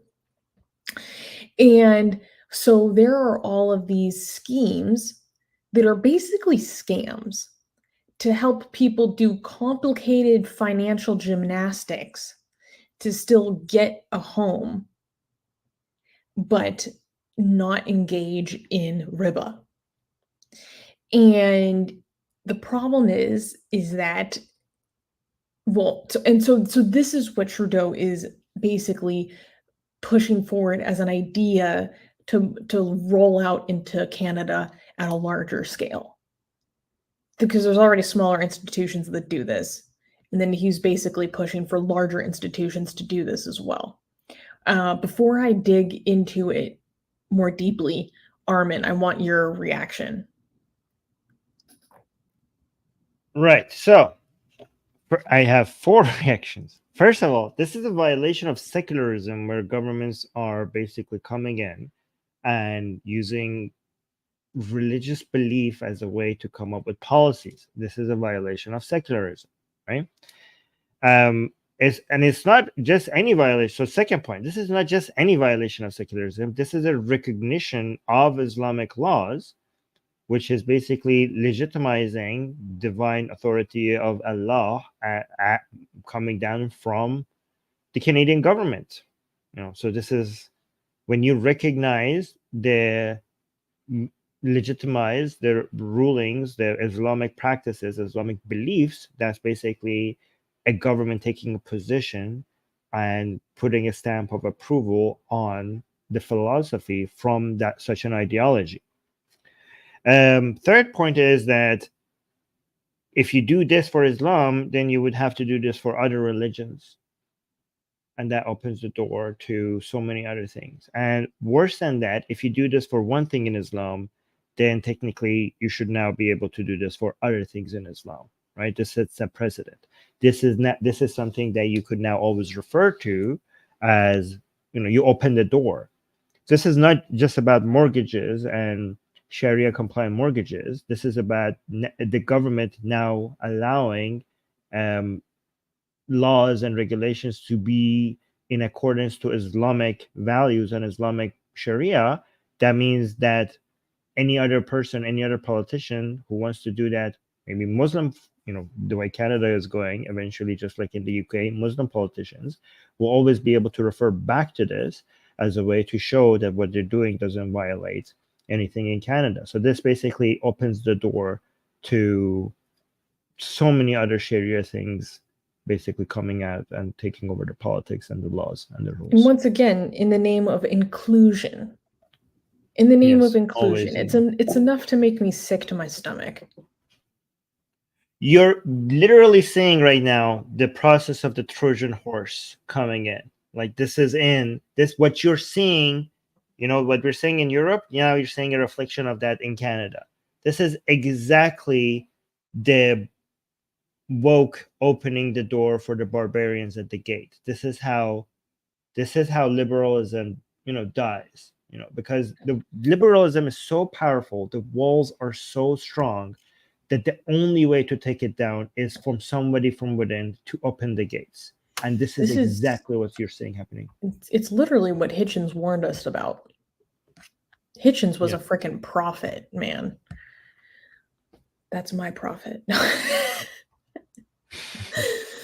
And what people need to understand is that a lot of these, so if you want to learn more about riba and then also all these weird Islamic products, financial products that people use to do these weird loopholes to try to get through this stuff, go look up Abdullah Samir, or the Friendly Ex-Muslim, has a lot of really, really good videos about this. And basically in his videos, he talks about how this can cripple entire families because of the really bad arrangements that are very unaffordable for people. And I saw some people having reactions online to this scheme of Trudeau's, saying like, oh, wow, how are you going to let Muslims have no interest rates? That's not fair. Like, I'm just going to go pretend to be a Muslim and then go do this. And then what are you going to do about it? Okay, let's be clear. It's not that they have no interest rates.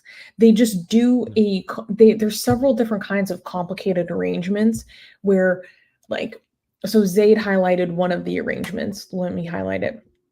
Islamic banking is basically that the bank buys the property and then sells it to you for a huge margin of profit instead of giving you a mortgage with interest. That's one of the arrangements. And the problem is that in the long run, this is actually much more expensive for you. And there's other ways that they do this as well. So while at first people are like, oh my God, no interest, that's amazing. Because let me be clear, I don't believe in riba, but I mean, I freaking hate interest. I mean, I get it. I get it. I love interest. It's the only reason why we could have such a growing economy. We will not have any economy without interest. Yeah. Okay. Yes, I agree. But basically, I say this as an American, and Americans are freaking addicted to debt. Americans are have a freaking IV directly into their veins that's called consumer debt, and it's disgusting, like disgusting consumer debt. It's horrible. So we have a problem with that as a culture because of something called credit cards, and it's a big problem, and it can ruin people's lives. So that's why I'm like, oh, it's gross. But I also know from an economic standpoint, like, it's very powerful, right? Regardless, it's actually, so when people hear, oh my God, no interest rates, what? It's actually not a good arrangement. It's actually like a scam. And I just think that it's so typical of Trudeau to be just appeasing and legitimizing this stuff. I'm like, why do you want to implement more things to help people create a separate society? Why do you want to create more infrastructure for people to just be reliant on Islamic finance institutions instead of the institutions like of the country and of the state? It's so weird to me. So a lot of people just see this as a ploy for support, and it's disgusting. So actually, can I make a few points about this, right? So what you said is completely correct. So debt is good, interest is good. You wouldn't even be able to have an economy without debt and interest. Some people don't know how to use debt and interest, and they ruin their lives because of it. And people think that all of debt and interest is bad because some people use it irresponsibly and don't know how to manage their own finances, right? So that's the problem. Managing it improperly is the problem. Debt and interest itself. This shows how stupid religion is, to be against interest, to be against debt. It doesn't understand you wouldn't. I mean, you didn't even need to banks to be able to have interest. It's just the idea, like, if even before we had cities, if you were like, okay, I want to like raise chickens and I have no chickens, and you go like ask like, hey, can I borrow 5 of your chickens? And then once I have more chickens, I will give you 6 chickens back. And your neighbor will like, okay, sure, you could do that. and then you go borrow some food from some of them so that you could feed them, and you're like, I will pay you, I will give you more back. That's how we have anything. That's how we have civilization. Okay, so that it's not just banks charging. Like, we wouldn't even be able to have cities or anything. Everything you have around, look at around you, everything you have is because of interest and debt. And so the Islamic mortgage, when they say Islamic mortgage, Islamic debt, they also have interest. They just try to trick Allah. Okay, Islamic mortgage is an Islamic attempt to fool Allah, because they try to disguise the interest in a way that it doesn't look like it's interest, so that maybe Allah doesn't notice that it's interest. So they'll tell you that they're tricking Allah, but if you actually look, there is interest. They just disguise it as something else, as if Allah will not notice. That's what Islamic mortgage is. And many Islamic scholars have noticed this, and they say that Islamic mortgage is also haram because there is interest. You just disguise it as something else. That's what, yeah. Yep. So, we are getting some breaking updates from our super chats. Kondovo sent a super chat saying that according to Al Arabiya, the IRGC was deployed to key sites in Tehran. I don't know if that's true. Mithras Revisited just gifted 5 Atheist Republic memberships to people. Thank you, Mithras. That's very kind. Thank you for supporting Atheist Republic. And D, our lovely editor D, saying that Iran Newswire is posting fireworks in Iran. People are already celebrating. Let's see. Yeah, I have it because D said this. I went and found the video and I downloaded it. So this is the response in people in Iran are celebrating with fireworks that their president just crashed in the helicopter. So this is شازی رود زود هنگام ایرانیان پیش از خبر قطعی شدن مرگ رئیسی. So they're celebrating his death ahead of time. So they're like, it seems like it's not yet confirmed that he's dead, but so many people are thinking he's dead that they're pardoning the death of their president. This is a country Iran has become. People do firework when there's news that their president just died. Okay, oh my God. این مردن رئیس جمهور فقید کشورمون رو تبریک میگم به کل مردم ایران. امیدوارم. So he's saying that I congratulate the death of the president, the horrible president of our country. I congratulate this to all the people of Iran. باقیه‌شون هم همینجوری سر به نیست بشن. And he says, I hope that the rest of them die in the same way. That all of them die in the same manner. امروز 30 اردیبهشت ماه 1403. So that's just the date. So this is another reaction from someone in Iran, and people doing. And I also have an update regarding the news. So Iran is now requesting the European Union to come help them find the helicopter. According to Iran International English, the EU is providing assistance in locating his chopper.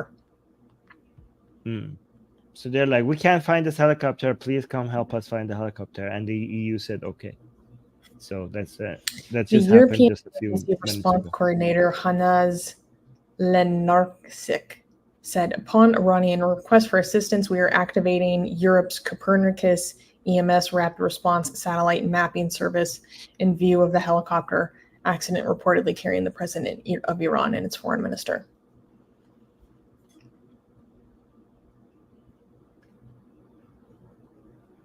No. Yeah, I can't imagine what will happen when Khamenei dies. Imagine the celebrations then. Oh my God, people. To be honest, I have a few friends that are scared. They're like, blood is going to run in the streets. Yes. I know some people that are excited that blood is going to run in the streets. Yeah. Richard Hazel gave a super chat. Thank you. Saying, if the president is dead, who will take his place? Does it change anything for the Iranian people? P.S. You guys are awesome. Oh, thank you, Richard. Armin, what is your reaction? Do we have a person lined up? Who's next in command? I'm not sure. I think maybe Ghalibaf will take his place. Oh, joy. I'm not sure. Or one clown AJ, shuffles in for another. either AJ or Ghalibaf. I don't know which one, but I think Ghalibaf will take his place. Yeah. Correct me if I'm wrong. And yeah, things will change because this is just such a major news. I think there's going to be more questions again raised over the succession of the supreme leadership, because Raisi right now has no power as the president, but he was also one of the main two people who could have become the only two options that everybody's talking about regarding the next supreme leader is Mujtaba Khamenei and Raisi, and now Raisi is dead. So we don't know that. Khamenei. Huh? Well, we don't know. Yeah, we you're don't right. know. Well, now, sorry. Yes, if Raisi is dead, that will leave. Well, I'm just, the reason why I'm saying now he's dead is because I'm responding to his question. Like, if the president is dead, in that context, if he's dead, that will mean that Mujtaba Khamenei is almost guaranteed to be the next supreme leader, which is the son and of then explain what's controversial, because a lot of people don't know who Mujtaba is.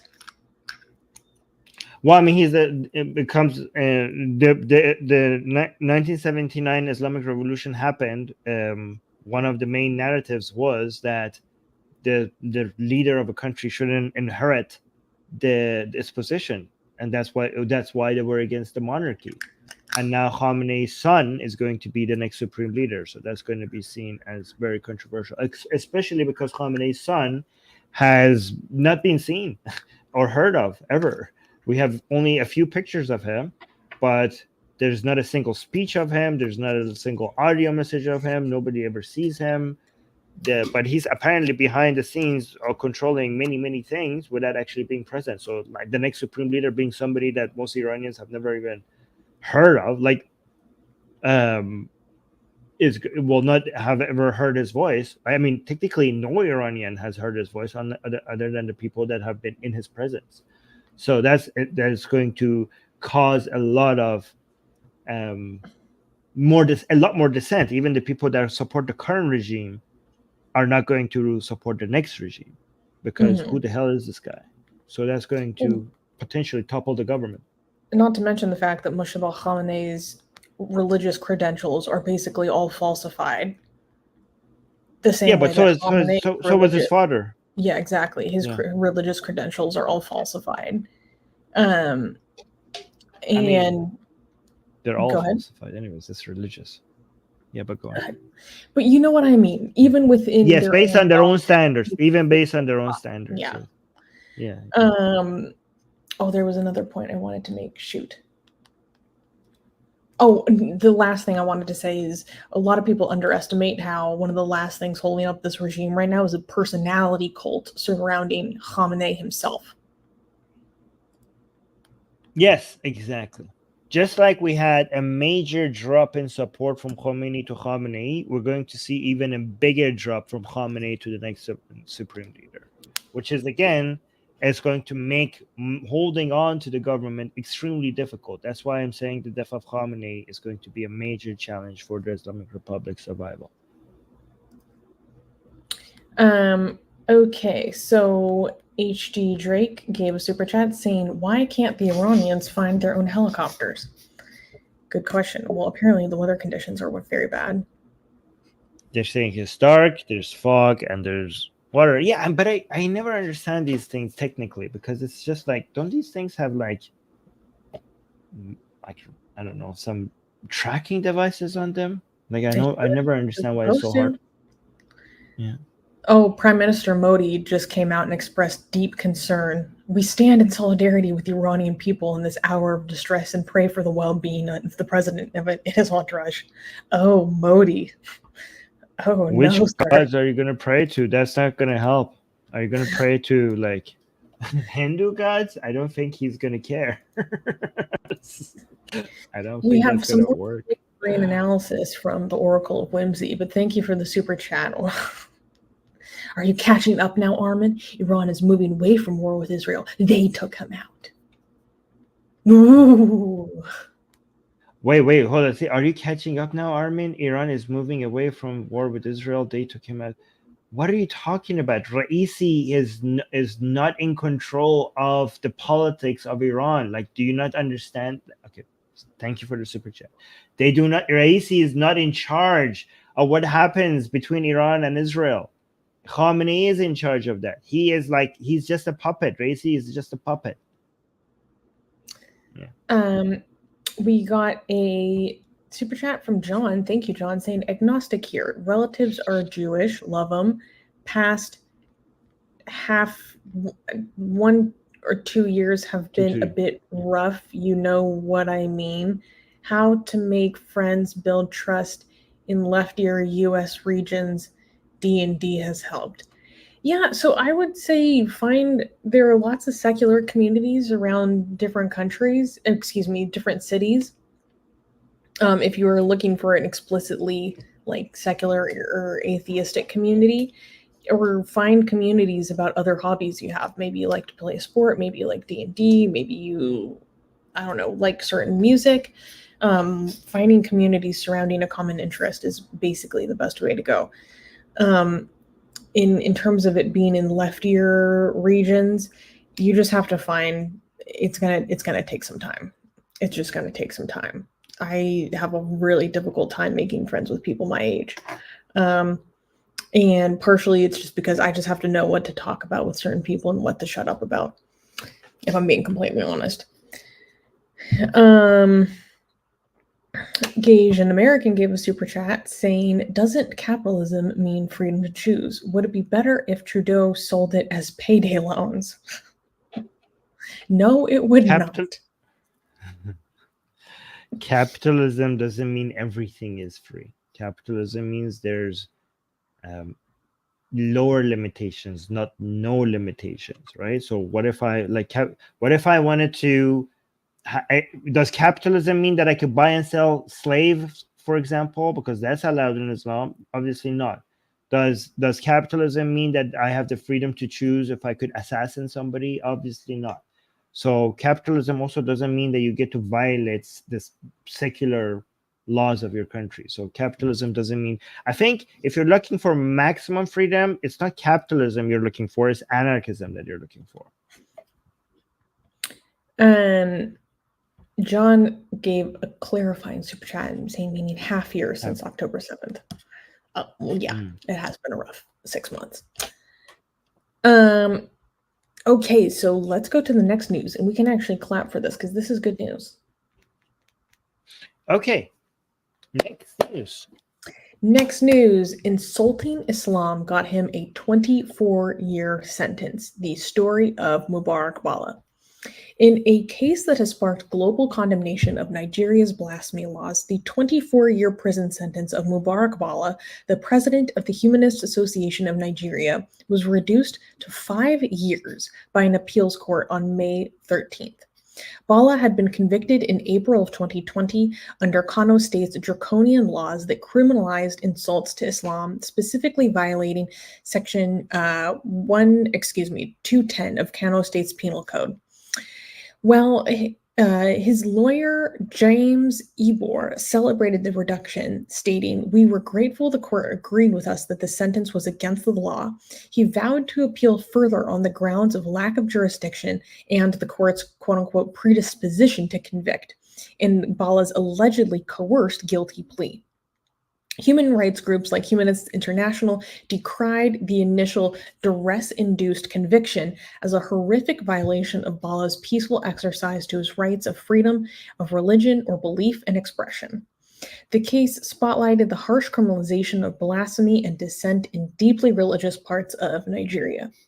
So, this is a case that we have been following at Atheist Republic for a very long time now.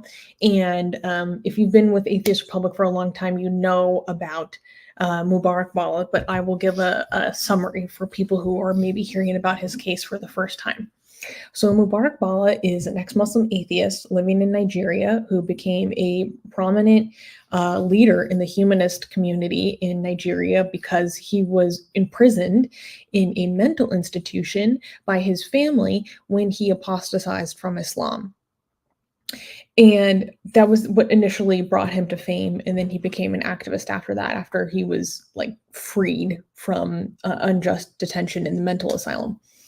So what happened in 2020, and this was like right when I was getting started with the Atheist Republic, was that he was giving a criticism of a local religious leader online and basically called him a terrorist and compared him to the terroristic proclivities of the Prophet Muhammad, as he put it in a Facebook post. And because of this Facebook post, there were some lawyers that filed a case against him, that took offense at what he said and filed a case against him. And basically what happened was that he was unjustly detained for 2-3 years without charge after that initial thing. And what happened was, I went when this happened and read what the lawyers filed against him. And the lawyers filed a case against him saying that he needs to be detained because what he said is going to cause violence. And therefore, it's him that needs to be detained, not the Muslims that are going to go riot and cause violence, that should be held accountable and have consequences for any violence that they do. So it's classic like victim blaming, right? Classic victim blaming. You are the one that was offended. Therefore, you are the one, because you caused the offense, you are the one that's the real perpetrator. You are the one that's responsible for any violence that other people do in reaction to your criticism that is part of your guaranteed or supposedly freedom of expression. Because of your insults, because of your blasphemy, you are the perpetrator, not anyone who is going to go kill someone else over it.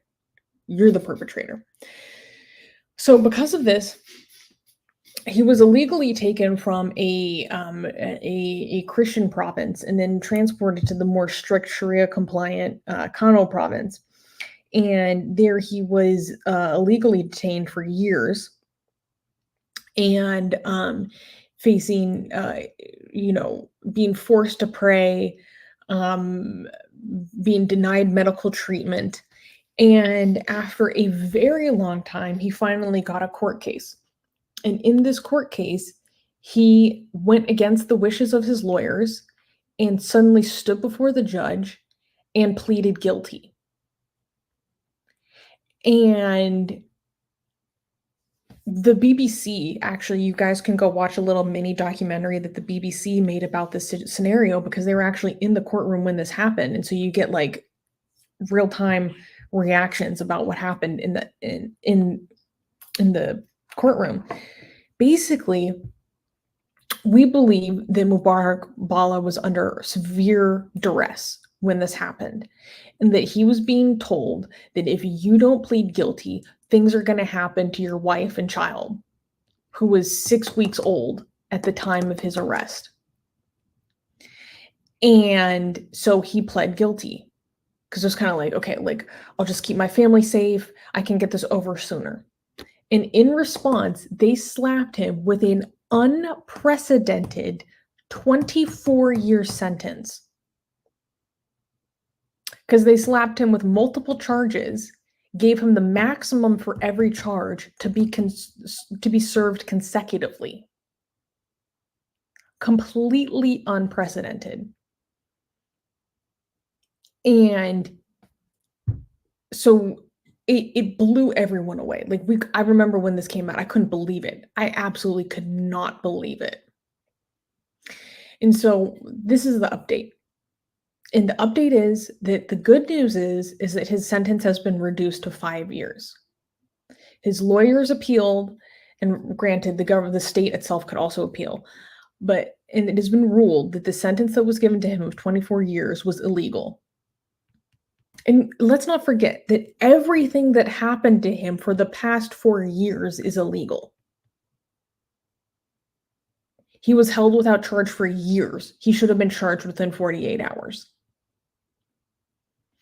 Like, this should be his, protected speech. It isn't. So while we can celebrate, and we should celebrate, that his sentence has been, incredibly reduced, we should not forget that it's completely unjust from the beginning. It's completely unjust from the beginning. Mubarak Bala should not have spent the past 4 years behind bars at all, let alone another 5 years behind bars.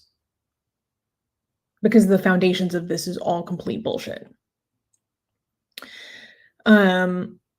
And so, this is a good reminder about how hard other atheist activists are fighting around the world. What is at stake? What are the conditions that people are living in?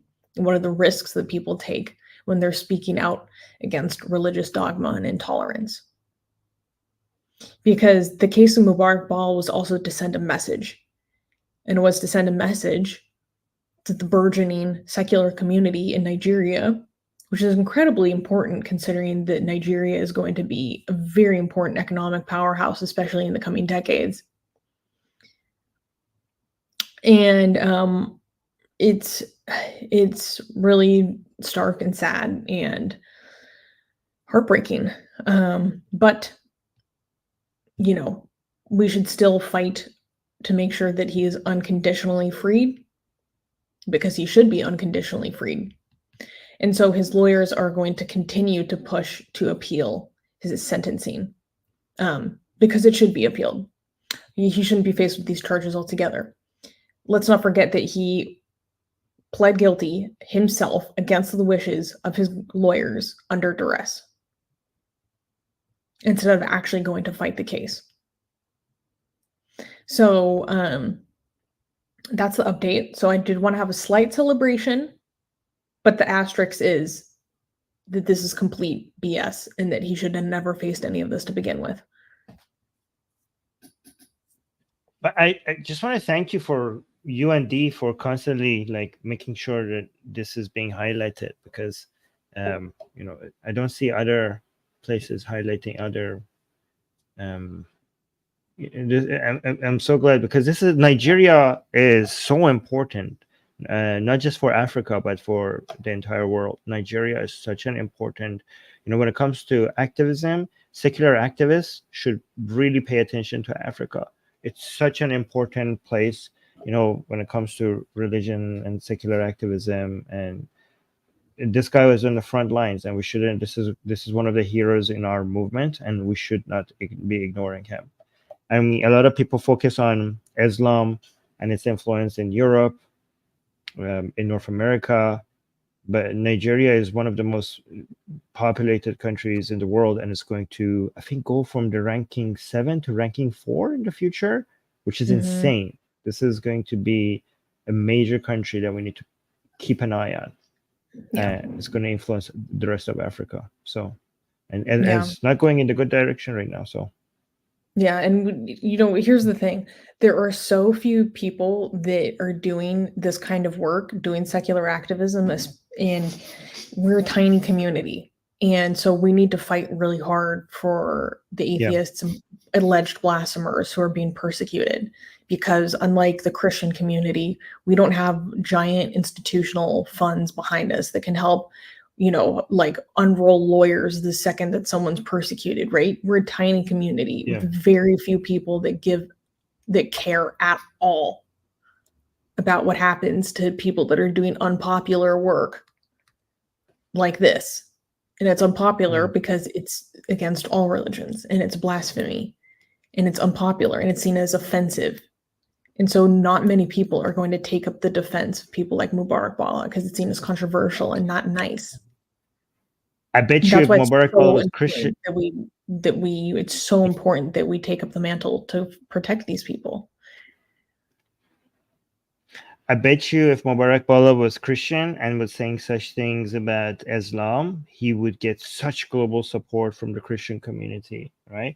But the atheist community and the secular community is so small and so weak that when an atheist goes and says these things about Islam, we don't have all the funds, all the people to be able to mobilize to support somebody like this, because unfortunately we need to get there. We need to get our movement there. This is why sometimes atheists or secular activists, just go join the Christians, or just say that they're Christian, because there's so much more support there. Mhm. Yeah. So that was our last news story for today. Like the stream, guys. We need our channel needs to grow, given that we're one of the voices out there that is mentioning these people. Make our voice louder, but before going to make sure you like the stream. Make sure when the stream is over, you leave a comment under the show for the algorithm. If you can't think of anything, just say that, for the algorithm, right? For the algorithm, for the YouTube gods. Okay, say Orbata ella YouTube algorithm, right? Say that. So when Muslims do something, they say like for the pleasing of Allah. That's what they say, right? So to make sure that their motivations are correct, right? So you could say for the pleasing of the algorithm. So in the same way. Yes, I know we're almost at 52K. Yeah. I know. Make sure to like and subscribe. But before we go, I wanted to take a moment to do something. And what I wanted to take a moment to celebrate Armin for some amazing work he has been doing on the Persian side of Atheist Republic. Because I think he's going to get uncomfortable. I think it's very important to tell our English-speaking audience about what we're doing on the Persian side of our community, because Armin has been doing such important work over on the Persian side of Atheist Republic. He is legitimately becoming so influential in that space. He is interviewing huge people. He had a major interview last week with a former regime official, or no, top propagandist. Well, he was picked. He was picked by Khamenei to be. He was picked by Khamenei himself to take the K to be the. So it is regime official, because that media outlet is a regime outlet. Mm-hmm. Yeah.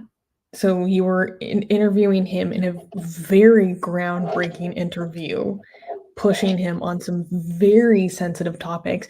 Low key, this man might never be able to return to Iran because of the things that Armin made him say.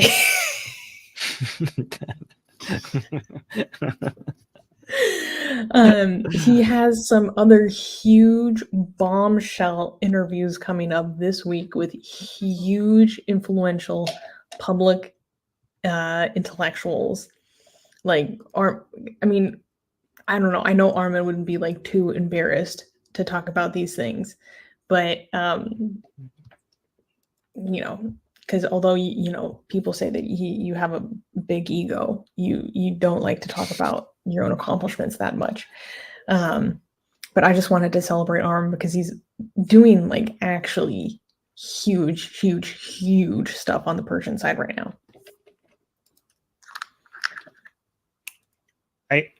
Somebody in the live chat said to post a link to the Persian channel. I just wanted to make sure that if you speak Persian, here's the link to our Persian channel in the live chat. Yeah, unfortunately, there are not English subtitles on anything. I wish. Yes, soon AI will be able to translate that in real time for people. So hopefully, yeah. But also, guys, like the last interview that we did with this guy was also a huge step in the normalization of not just atheists but anti-Islamic critics. So because this guy is such a big deal among anti-regime Muslims, and there's a challenge between anti-regime Muslims and anti-regime atheists, and especially the ones who are the atheists that are more extreme when it comes to their anti-Islamic activism, because Iran has many people that are extremely anti-Islamic, right? It's a big movement. But we also have many Muslims who are very anti-regime. And these two groups sometimes have a hard time coming together because they're both anti-regime, but there's some sensitivities there that they don't know if they're going to be able to collaborate. And me meeting with this guy is seen by many people as the possibility that these Muslims are willing to look past not just Iranians who are not Muslim, but even Iranians who are aggressively anti-Islamic to be able to accept them as as part of this revolution, because we have been able to show that we accept them, even though we are extremely anti-Islamic. We accept them as part of this fight. But this acceptance of this invitation has been seen by many people as they're also making a move towards us, and him normalizing talking to somebody who burns the Quran, who has spit on the Quran, who has insulted the prophets, who has insulted the imams, right? And they are seeing us even as allies. So this is a major breaking of taboos that weren't seen as possible before, right? And because a lot of people always warn me, Armin, use somebody who burns the Quran, Muslims are not going to work with you. Muslims are not going to talk to you. Muslims are not going to be, we're in a revolution against the Islamic Republic, and this is too radical. And now this is actually a sign that it was not too radical. This is a major step in normalization of all the anti-Islamic activists in Iran to show that we will be accepted as part of society. Yeah. And a major win against certain Iranian atheist activists that are full-blown appeasement mode. Exactly. Amazing. Yeah, exactly. Yeah. Oh, Michelle is celebrating her membership for 4 months, saying thank you both for all you do. Thank you, Michelle. Thank you for supporting our community. Thank you. Ooh, we got a few more super chats. John is saying Zen Zandegi Azadi fi Arabia Mara Haya Huria, which I believe is the same. And Villain Troll gave us $6.66, saying we missed all the socialist revolutions. Our elites lost hope in us, and they were right. We must accept divorce and pay alimony to their new loves. I don't know what the hell this means, but thank you for the super chat. Yes, thank you. Can we get one last update on the helicopter before we go? Yes, okay, so let's see. So Hassan Khomeini is praying for that he's alive. So the people are saying still no sign of the helicopter. They haven't even been able to find the helicopter yet. Rouhani, the previous president, is saying, I ask God to bring Raisi back to the arms of the country. So but just basically a whole bunch of prayers and no sign of the helicopter. That's the most recent update. Do you want to bet if he's dead or not? Okay, what are we betting? I don't know. You decide. Yeah, what's on the table? Come on. What do you have to offer? I have to think about this. Yeah. What are you what are you more willing to take? Are you more willing to say that he is alive, or more willing to say he's not alive? I mean, I'm not an expert when it comes to helicopter crashes, but so my intuition will not be a very good source of information right now. But I'm just assuming if the helicopter has gone in such a way that you haven't still found it, it's not looking good, bro. It's not looking good. Yeah, like I'm assuming, like, how could a helicopter come down like this? Like, given that if they're alive. If it wasn't as bad, if it wasn't a major helicopter crash, it would be like a hard landing instead of a crash. If it was a hard landing and not a crash, then somebody there, because it was a number of people there, at least one of them would be able to pick up the radio and contact somebody, right? So it's more of a. So I'm assuming that this is more of a not a hard landing and more of a crash, and because of that, I would bet again. Could be completely wrong because I'm not an expert when it comes to helicopters or crashes, but I'm just gonna randomly say he's dead. Let's ask ChatGPT. What is the probability of surviving a helicopter crash? Let's go find out. Oh, that's a good a crash, not a hard landing. Yeah. Okay. According to the National Transportation Safety Board and other aviation safety organizations, helicopter crashes have a higher fatality rate compared to fixed-wing aircraft. However, specific survival rates can vary widely, obviously. For an example, A study from the U.S. helicopter safety team found that between 2000 and 2011, about 31% of helicopter accidents were fatal. Oh wow! How So many percent? That's at helicopter accidents. That can be any manner of things. I'm talking about talking full-blown crash. crash. Yeah, not accidents. We're talking crash. Yeah. Ask him. Like, I'm not talking. Like, tell him, like, ChatGPT or her. You know. Tell her we're talking. I would say not an accident, comma, a full-blown crash in the mountains. Yeah. Surviving a full-blown helicopter crash in the mountains is highly challenging. You don't say. Bonerisms. Oh, excuse me. Let me take this real seriously. Anything over a 30-foot drop breaks like an egg. I don't know. Let's find out. Yeah. It's not giving me anything concrete. Yeah, I am more leaning towards dead. I don't know. I think there might be one or two survivors. I think we'll have a few survivors walk away. But if they were survivors, wouldn't they like not pick up the radio and be like, "Yeah, we're here." Survivors, but critically injured. Okay, if they're critically injured, then they're very like. I think like if the crash was hard enough to make them critically injured, then I would think that it's hard enough to kill them. Do you know what I mean? Like to me, it's like a little bit binary. It's either because it's a helicopter and it's in the freaking mountains. It's like if it crashes, you either just had a hard landing, which was kind of tough, or you're dead. Again, I don't know. I'm just like guessing. Mm-hmm. Yeah. Damn. Yeah, especially if the conditions were this bad. It's probably not. It's not looking they had good. Their phones with them. You should be able to track their phones, right? Like tracking, like the Irish. When it comes to finding people who are anti-regime, they manage to track people's phones and they find them like this. Okay, given that all these people on their helicopter, they had their phones with them. How come they can't find them? Like, can they not track their phones? And if they can't track their phones, how bad the crash was that their phones are also like fried or something.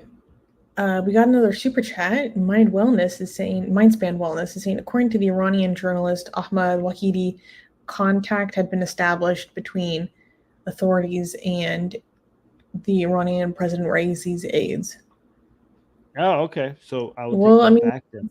Let's see. I never know. And Sid Rasika is celebrating her membership. Thank you for being a member, Rasika. Hey. Guys, you feel free to support us financially in celebration of this happy news that Raisi's crash. Our PayPal link is in the description. Okay, you could use donations in the YouTube, or you could become a member. Maybe consider today becoming a member to a celebration. Yeah.